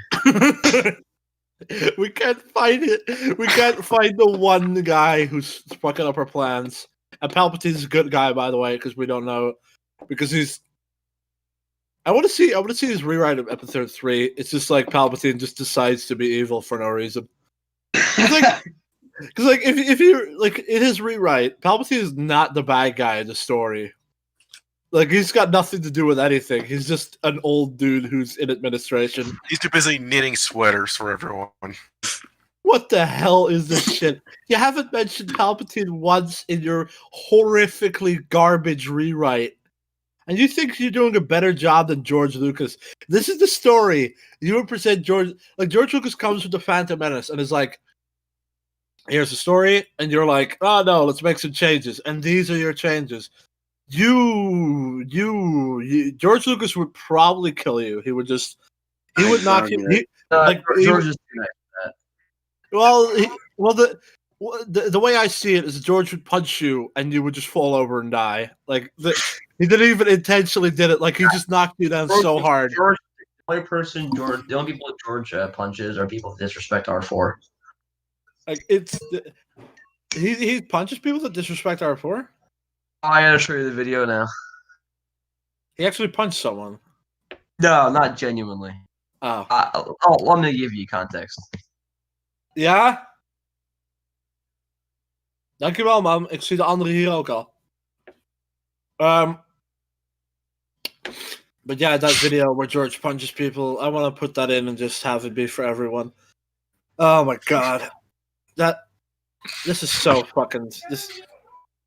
Dankjewel, man. This guy is so... Like, if he showed George Lucas this Cirilla, George would just... He would be like... Who are you? He would be like, who are you? Like, who Who the hell are you? Like I want you to like go to site Not- 19. I want you to go to site 19 and just scroll up to like the third image where he looks super blurry. Like I want you to slowly stare at his face more and more as George is like, "Who are you? Who are you? Who are you?" Oh God, why? This is so. You know what? I think I know why he sold it. He could just not handle this stupidity. Like, George couldn't handle this. Like, it wasn't. He did. Like I refuse to believe he sold it just because he was getting shit. It had to be. It had to be the idiot. It had to be the stupidness too. There had to just be an element of just like fuck. You know, like because like how many times have I said fuck these people? Can you imagine how many times George was like, "Oh my god, this idiot," when he saw like an article Yeah, or whatever. He probably just felt bad for them because they didn't understand.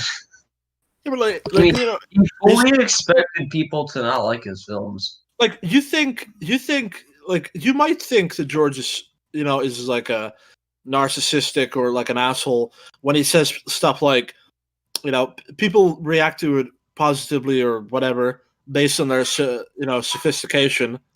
Like you might think that's him. Like one might get the impression that's him being narcissistic. But I can see him saying that with people like this. Like honestly, you know, if I want to use like super old man grown up language like that, these people are not very sophisticated whatsoever. They are at worst like just insanely misinformed. Like they like he hasn't mentioned Palpatine once. I don't even think he registers the Palpatine plot in this movie. Like the whole reason for the title, the Phantom Menace. Like he glosses over so much nuance and so much meat that's to the story in favor of The this story in the prequels, that's If it- not possible. in favor of this TFA style like retarded goose chase bullshit. Like the idea the Jedi would like have to track him down for years is so retarded too. I mean, Count Dooku, like Mace Windu, anyone could just like track Maul down and kill him if it's all by himself. I mean, where's Palpatine? What is his role? Like, it just, oh God, why? Personal affair. But if he's trying to find Maul, oh, you can bet he's gonna put his heart and soul into it. And even if we did allow for him to get cut in half in Episode 1, in the Star Wars universe, we can have robotics replace things, and he sliced him perfectly in half, so his entire... He's sliced in half and then falls down like a couple of 100,000 meters. I think he's dead, okay? Like, I'm sorry people who like the Clone Wars, I'm sorry people who like Rebels, but pretty sure he's dead. And that's coming from a guy who doesn't think that, you know, who Well, I mean, tell that to George.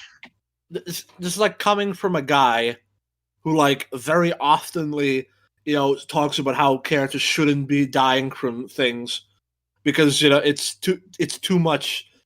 This Yeah, I'm sorry. Well, if you have a problem with somebody, it's not with the fans of Star Wars, Clone Wars, and Rebels. It's with George Lucas because he decided to bring him back. look, I know. Look, I don't believe for a second George just brought him back. That was his decision. That was He fan wanted to- demand. That was fan demand. Maybe, but it was still his choice. And since when has George been all that sensitive about fan demand? Otherwise, he would have made original trilogy 2.0 and making the prequels.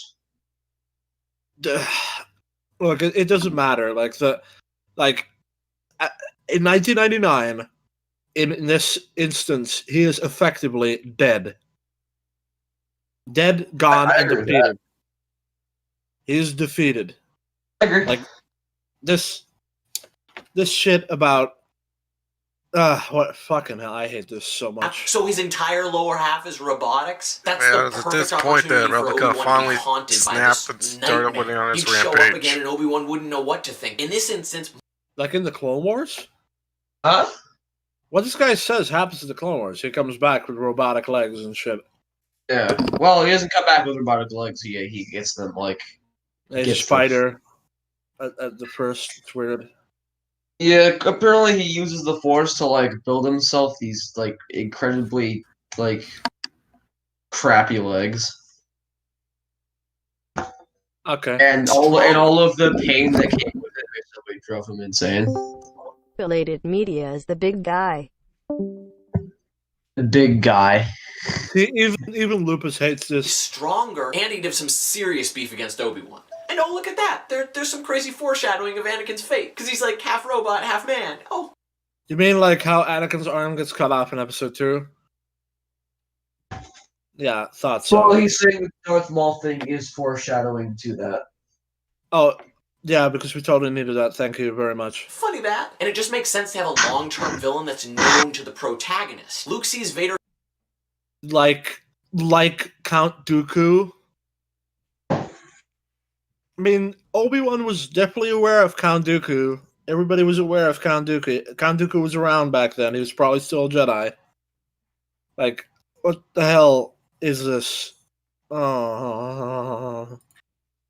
kill Obi-Wan Kenobi, and then they finally meet an Empire. The stakes are Yeah, go fuck yourself. We don't need to see the visuals of that. We can understand it if the plot is logical and makes sense. This is like the type of shit why the prequels are so... This is why I think the prequels are better than the OT. We don't need this pandering baby dialogue. But not that the OT is filled with that or anything. It doesn't have Like- any of that. What are you talking about? No, I said not that the OT has that, but I'm just saying the prequels don't need like they don't need the stuff that you have in the OT to like be intense and be like it What?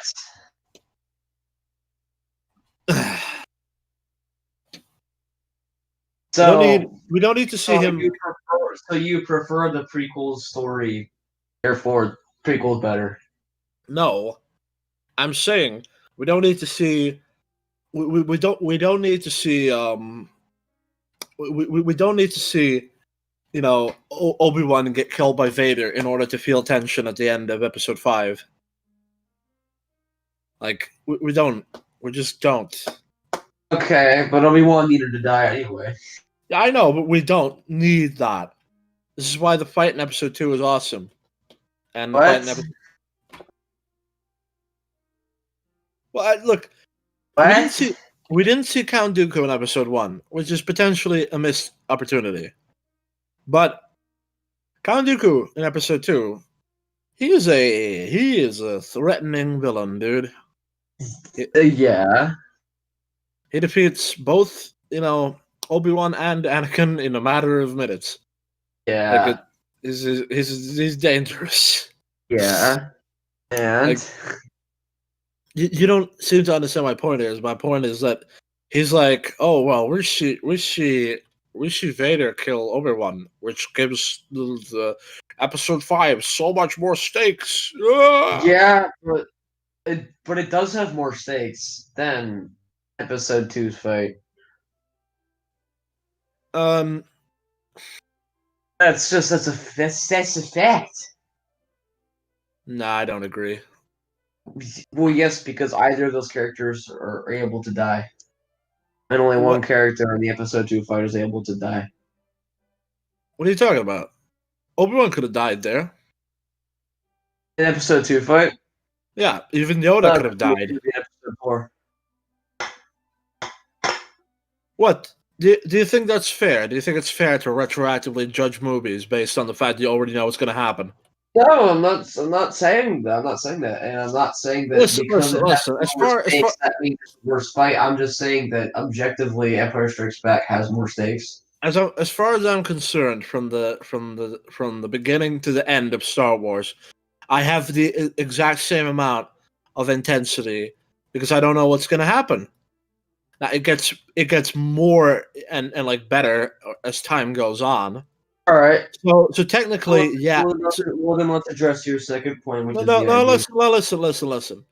Episode 5, it's definitely more, because like this is the last Jedi ever.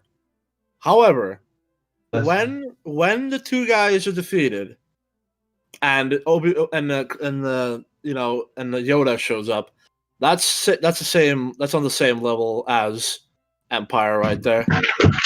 No, I disagree. What you said it simply just because they you only said that because they because you know what's gonna happen. You don't know what's gonna happen. I'm saying simply that Darth Vader's intimidation was built up way more, and therefore I find the Empire Strikes Back fight to be far better. Well, I mean, I suppose that might be technically true. I mean, after all, the three Sith are like each embodiment of Vader. You know, like Dooku is the intellectual side of Vader. Darth Maul is his skill, and Grievous is his half machine, half human element. So like there is an yeah, okay, I suppose he is better, but Christopher Lee is awesome, and this is like arguing which movie is more a 10 out of 10 than the other one. So stop it. Yeah, that's true. Let's move on. Well, let's hear Super hot. your Every time they closing meet, argument. the relationship just gets more and more complex. But God, yeah, this one really bugs. Okay, see, look, this is why I had this discussion with you, Airborne. He's just arguing that just because that happens, it's more complex. Like, no, you have to work. Oh, well, yeah, obviously, his argument right here is pretty stupid, not the argument that I would use. Yeah. Really bugs me. Let's get back to the story. So meanwhile, back in Coruscant, Darth Maul's like, yo, Sidious, really sorry I didn't, hold Naboo. And Darth Sidious is like, it's okay. It's like, Darth Sidious is like, what are you talking about? I'm the good guy in this story. With us. Would you like one? Isn't this what happens in Attack of the Clones, where the guy who was like, "Hey, guess what? This is what happens." I'm sorry, but Sidious hasn't been in this rewrite, so he's not a bad guy. I'm sorry. you have to actually talk about him and his scheming. But but then the video couldn't be short. Hey, Darth Maul's like, what? And Darth Sidious is like, hey, it's okay, you killed Qui-Gon Jinn, now Obi-Wan's full of rage, and, he's gonna go after you and kill you, and then he'll be my apprentice, because, I was sensing a really strong thing when I ran into him with the chamber. But what he doesn't know is that it's actually Anakin that he was sensing. So Darth Maul... What? Palpatine doesn't know who's strong with the Force in a room? How much of a bitch?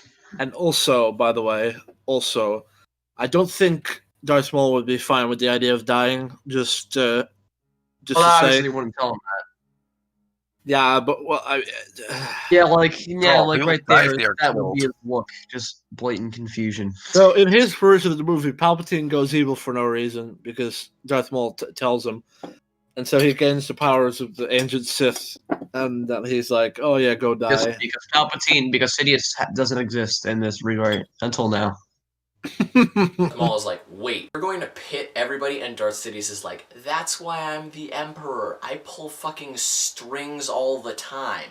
And so we're like, oh shit, this is kinda dark. Obi-Wan's gonna turn, and before we can even really think about it, we're back to Naboo where they're all celebrating because they think everything's hunky-dory because they've freed the place. And just looking back. Like in the normal movie, you massive fucking retard. Just looking back, from the start of the film, so much has happened to Obi-Wan and he's grown so much. He's no longer the Padawan. He's been pushed from the nest. Bull fucking shit. He's a war veteran. He's not a Padawan. The war veteran, 30-year-old war veteran, is now finally a normal soldier. Oh my god, why do Jedi have to train so long? Oh yeah, by the way, Mace Windu and all those guys are all like 70. There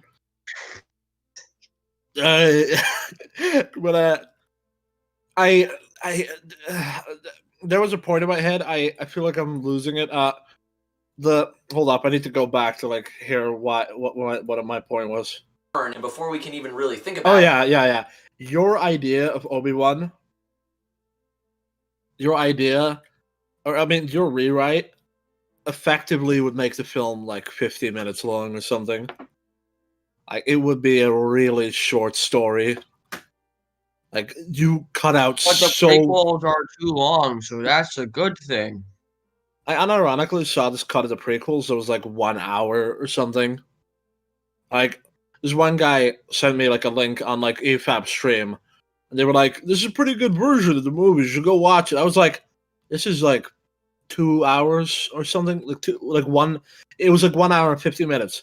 I was like, "Fuck this! Why the hell would it's literally the fight of episode 1 and then episode 2, like for just a lot of talking, I guess. I don't know, and then episode 3, like it's mind numbing how retarded these edits are by people. You'd think if you edit a movie like that, you would notice it's a good movie, but I guess they're just too stupid to. Fucking hell!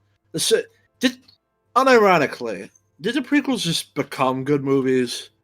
Like you know the Berenstein Bears, like the Mandela effect, where things changed and then Team Bears, isn't that like a? no, I mean airborne. You know the Mandela effect. Mandela effect. Yeah, the Mandela effect, where like stuff changes. Yes. And like nobody, like I feel like the only explanation for the prequel hate nowadays is that happened. Like they just became good movies all of a sudden, you know, like it's like any other thing. It doesn't make any sense because like any other context, it's they just really hated on really good movies. Like it doesn't make any sense. Like, and I know that people who hate the films are like listening to this, and they're like, "Well, you're just saying it's good. It's not actually good." Like, look. Let's say that all the criticism is true, and let's say I get off my high horse of it being at worst an 8 out of 10. At worst, it would still be a 6, and 3 would be like an 8.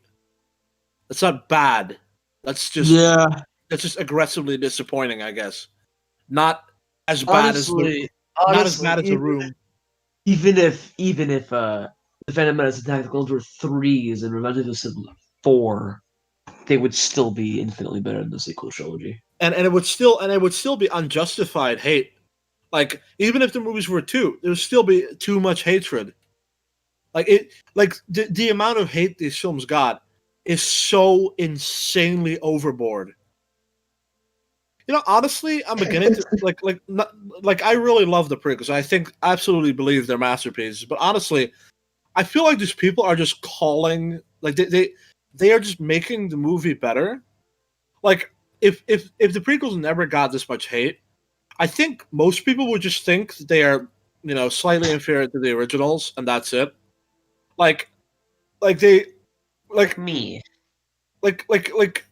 Well, I actually think they're better than the originals, so that's just me. Like the. So you could go to hell. I can understand that. Say that again, please. So you can go to hell. I don't go to hell. It's not my style. Burn it. But yeah, like the. You can burn, but you don't burn either. Of course, I don't burn. I'm wearing a fire retarded suit. Like fire retarded. I said it intentionally. I said that intentionally. But like the nice job, nice. You just wrecked the joke. Okay, thank you. It's these people made the movies better because people look when you look for counter arguments, you find George and his style of filmmaking and all that shit, and you just realize these fucking films are such legendary masterpieces. Like Rick Morley, he really nailed down permanently just how impressive the films are from like an artistic standpoint alone. Like that, like the OT obviously has that same thing, but if you think about it, Lucas was older when he made the prequels. He was able to get even more shit in. So yeah, they are kind of better because they got even more just like of his creativity and notebooks and all that stuff. Like once you realize that George Lucas is this man that loves world building, that loves creating a world, that loves, just loves making this real, like this fully realized world where so many things happen and it's all so impressive. And you realize that his whole life, he constantly when he made Star Wars, he had to do away with so much detail, so much world building. When he made Willow, that movie, he had to do away with so much world building, and his novels are bursting with world building. And then he gets to the prequels, and this middle-aged man at this point is like, you know what? Fuck it. I'm gonna give it everything. I'm going to do as much as humanly possible. I'm going to jam pack these films full with it. I'm just going to unleash my creativity like a cannonball onto the world.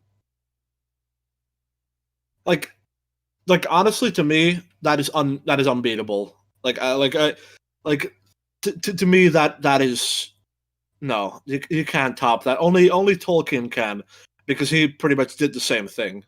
But Peter Jackson put his novel in with did a good job with it. Like aside from people like Tolkien, I don't think anyone can beat George. Frankly, how many filmmakers are like that, where they just hold themselves back and don't include stuff because it's like, oh well, that would just be more bloat on the story. It's so sad. It's so sad that so many people couldn't see that.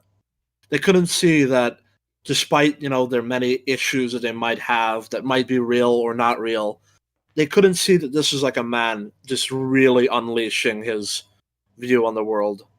They were just like, oh, he's throwing so much shit at the screen. No, it's just a cash grab. It's a cash grab. That's Cosmonaut tells us that it's a cash grab. So that's it. That's it. Airborne. That's why he sold Star Wars. He gave it his all. He did everything. He just went wild. He just gave the thing everything, and people were like, "Oh, cash grab." I would sell it too. If I poured my heart and soul into 3 movies jam packed with just everything about me, my creativity, my ideas, my everything, and I would just throw everything, not like a throw kitchen sink type thing, but just give it my. No. What I would do is I would pretend to sell my my work and basically have somebody else write and direct it, but in actuality, I was the ghostwriter. So people were like, "Oh, these movies are amazing. It's so crazy without Airborne. How amazing these films are." I was like, "If it was me the whole time, you fucking morons."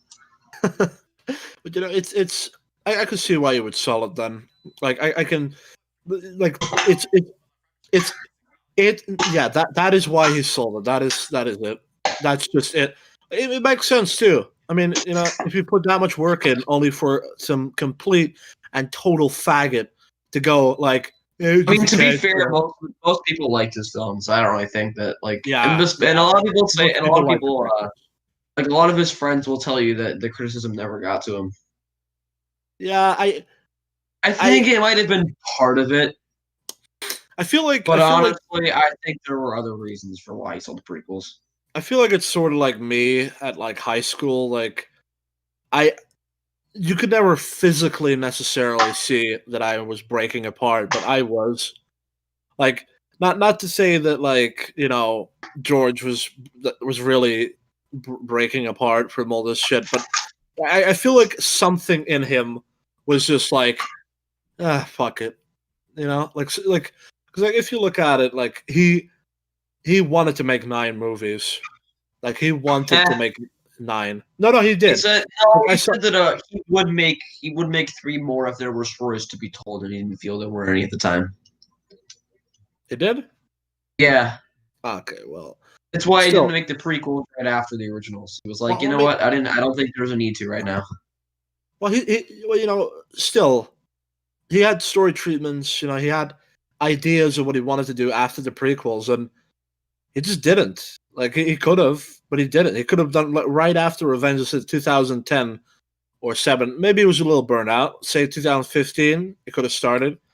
But he didn't, because he had enough of this shit, enough of all this crap. And look, someone as creative and capable as him, they're not just gonna give their life's work away just because they're a little old. That he had to be pushed there. It probably wasn't RLM. probably wasn't any of these people. It was probably more like people like Simon Pegg, and the media making fun of Jar Jar and stuff like that. But like something in him had to be broken because he didn't.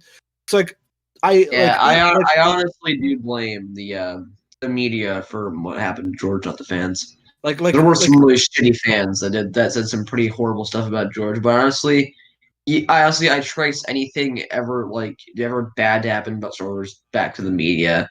They're the ones that basically lied about the Star Wars fan base in 2017 and 2018, basically painting them all as these terrible people, and it started this domino effect where basically everybody hates the Star Wars fan base for no fucking reason now. I mean, but like they also tend to act a lot like the real media, where they keep fanning the flames on these dead topics like The Last Jedi instead of talking about things like The Mandalorian and Star Wars: The Clone Wars and Jedi Fallen Order, because they know that if the Star Wars fan base actually unites on things, then they won't get their clicks. Yeah, but I mean, like it's just like it's I don't know. It's I've talked in the past about like an evil force almost that like wants to destroy anything good in the world.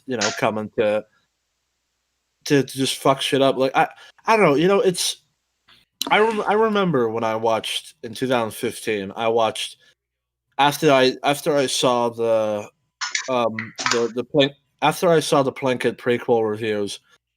I saw his review for Indiana Jones Part 4, and I just thought to myself, in my little, when I was 15, I just thought to myself, haven't you done like enough to this guy? Like, haven't you, like what? Why do you feel the need to just crap all over what George does? Because he raped our childhoods. Yeah, like because I saw Indiana Jones 4, and you can say whatever you want about that film. It's honestly not, fantastic, but it has some of the most purest endings I've ever seen. Like it like in the movie, it's like I'm old now, my father died, everything sucks, and this friend of mine is like, man, we're at a point in our lives where we no longer get things. Things are only taken away from us. Like it's just this like this somber tone, and at the end of the movie he's found his long lost son. He's got the woman of his dreams back. He's actually married now, and he's happy. Like he actually, what the guy said couldn't be farther from the truth. He got a family, the thing he missed like his whole life his whole life. The Indiana Jones was this free, like living free guy that went with any woman, but in the end, it didn't give him anything good. He was just all alone at the end. But then he got a family, and it's like the happiest ending ever. And then that stupid fuckhead just says, "Oh, we don't want to be with that woman. We want to be with this dumb whore, like the same kind of woman that got Indiana Jones all alone." Like there's just an indescribable, like, just the vileness and evil and wrongness about that I just can't comprehend. Yeah. I don't know. Looking I back, just from have the to get start that of the out. film, so much has happened to Obi-Wan and he's grown so much. He's no longer the Padawan. He's been pushed from the nest and has to Yeah, the Pretty past. cool. He was always a war general. from the nest and has to learn to fly. And we're Look, it doesn't matter if he didn't fight in the war. It is still like 25 at this point. So it's just, what the hell. Also, who gets out of the nest if he lets the guy go and lets his boss die because he fell in love with a girl randomly? I feel like that guy needs a little bit more training about attachment. I'd probably fall in love with Natalie Portman too if I was, if all I cared about was looks. Well, I mean, Literally, that's like that. My 100% didn't care about anything else at all. I mean, a story. I'm pretty sure Obi-Wan's not that much of a scumbag. Well, here's the thing, though. Like, to fall in love in that short a time, that's pretty much just lust. That's not really Yep. love. We're Like, excited to this see is where he goes, as ridiculous. the world is becoming more complex, as are the relationships around him. We're excited. You cut out all the world building and all the interesting stuff. Yeah, I What don't are you even know talking what the about? world is anymore. Like this, like you make a big galaxy really, really small. Excited for the Well, next somehow movie. it's not even a galaxy anymore. It's just a couple Episode planets. 2, not a movie that is a That, clusterfuck like, with barely so any many lightsabers with consequences your have eyes hurt. impact.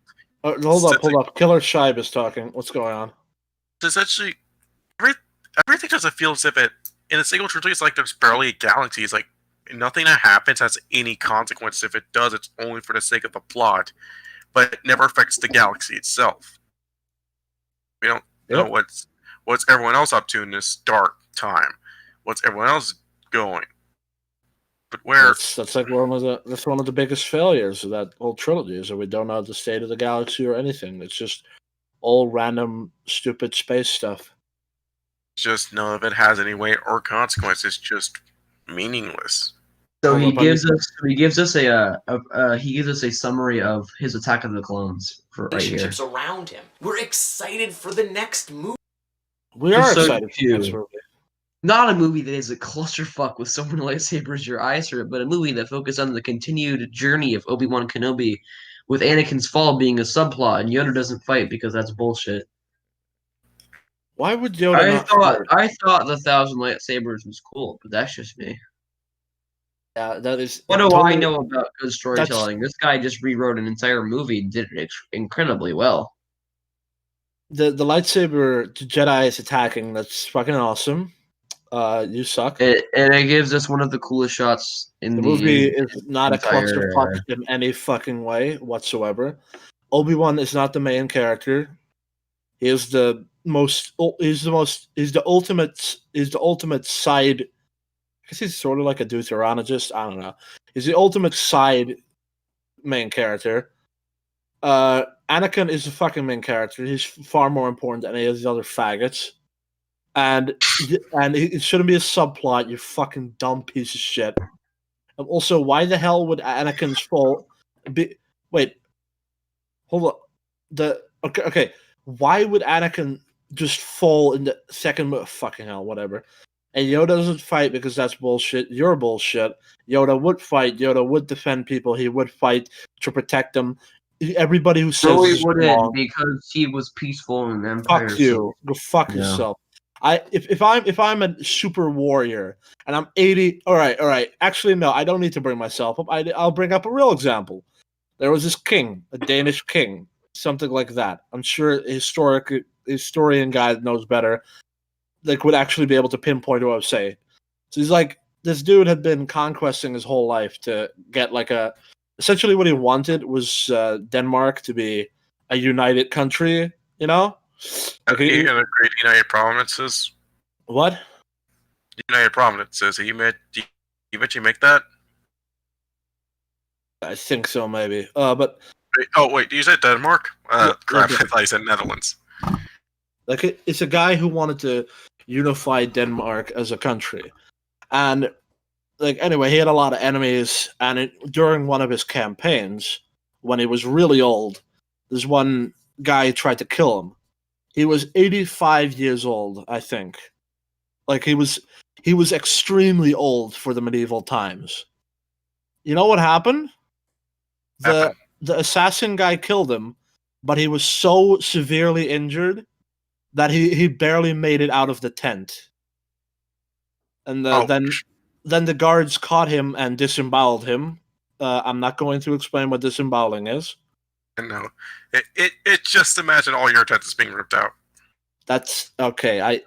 Yeah. So that guy,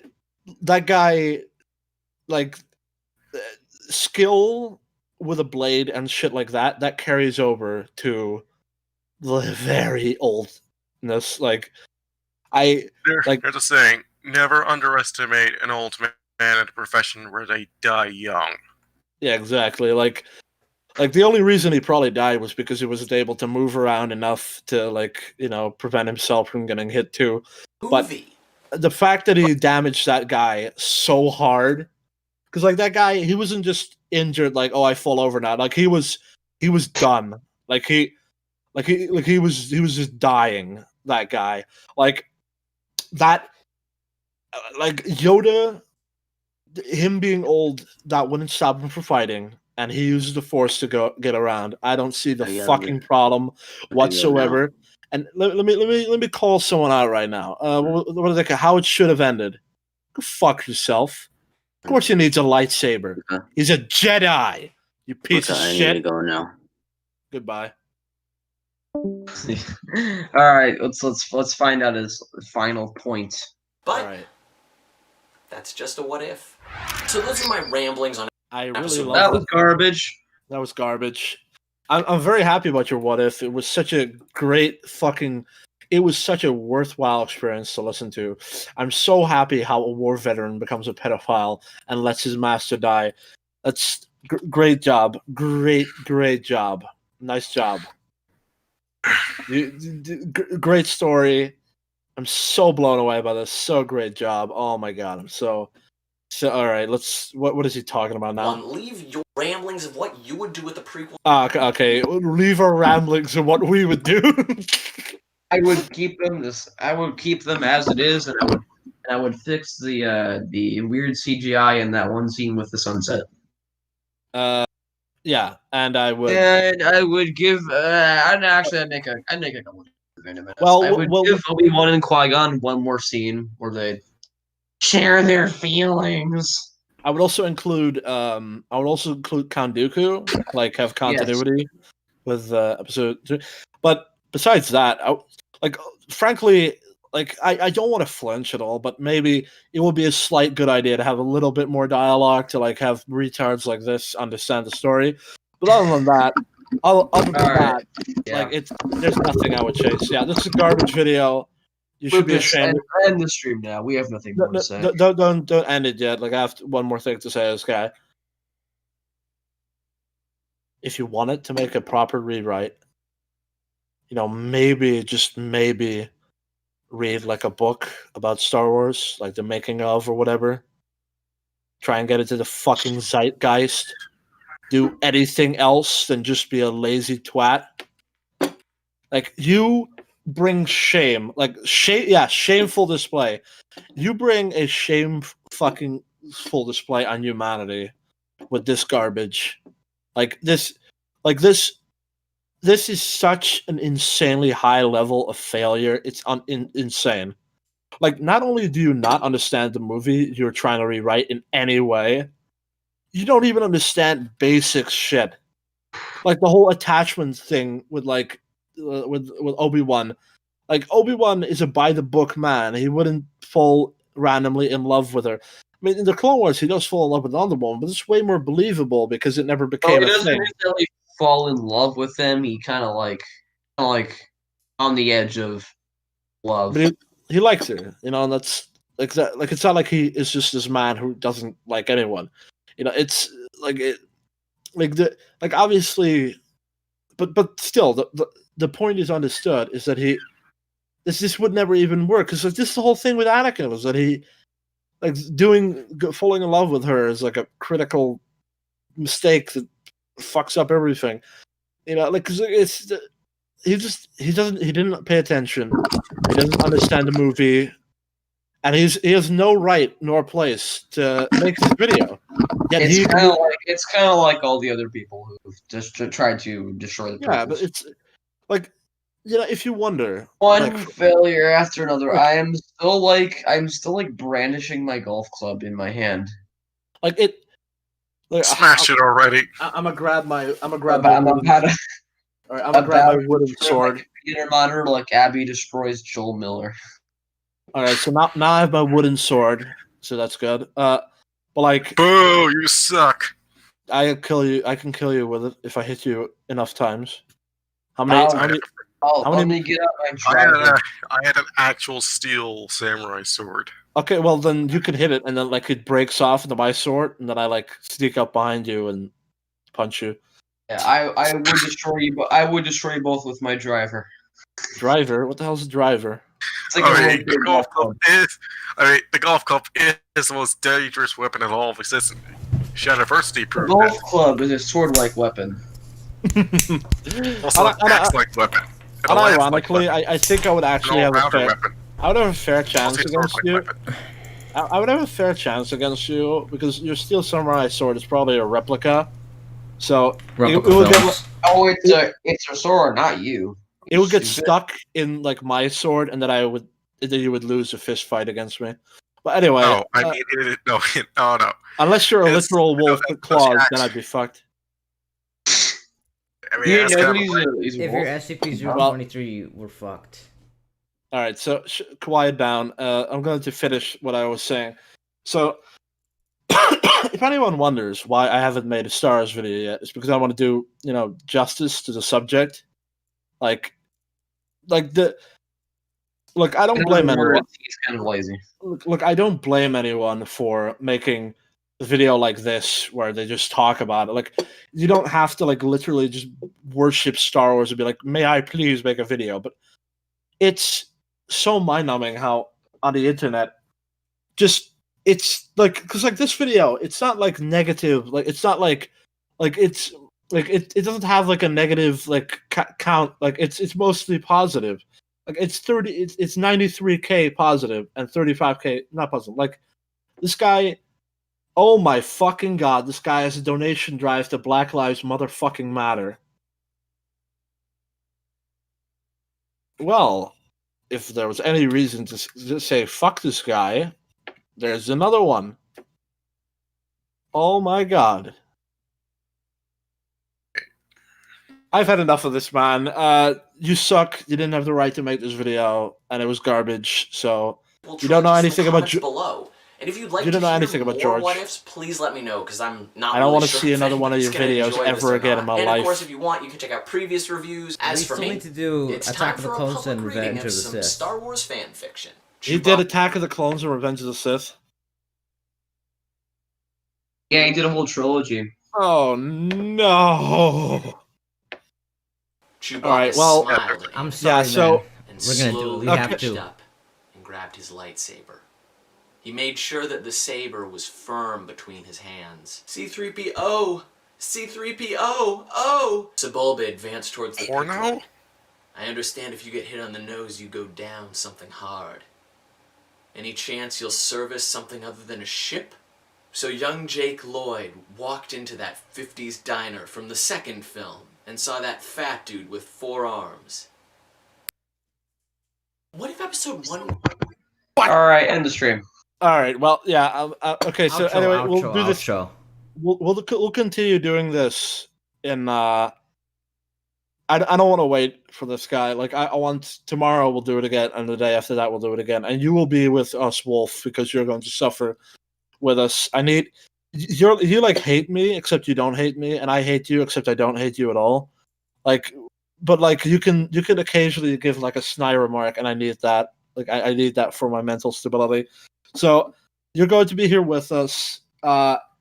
This guy is probably one of the worst we have covered so far, and we're going to cover his other 2 horrible videos. How would you compare him to Chris Stuckman?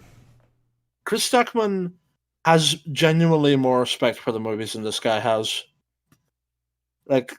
Chris Stuckman wouldn't say this. He would, honestly, I know I've said a lot of bad things about Chris Stuckman, but honestly, I think that ultimately, if he made a Star Wars movie, if just the writing, it would be probably pretty stupid, but it would have the whole.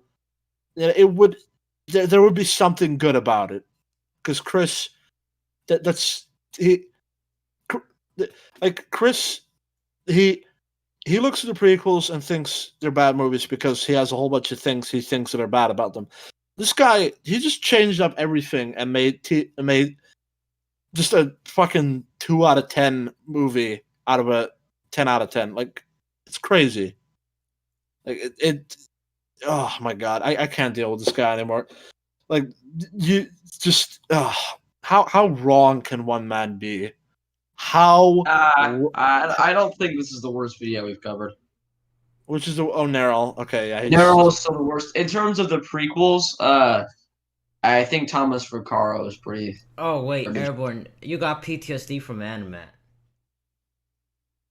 No, that's not the prequels. That's not the prequels. Animats, Animat's technically the worst, but Nero made me the most angry. Did Animat make a prequel video?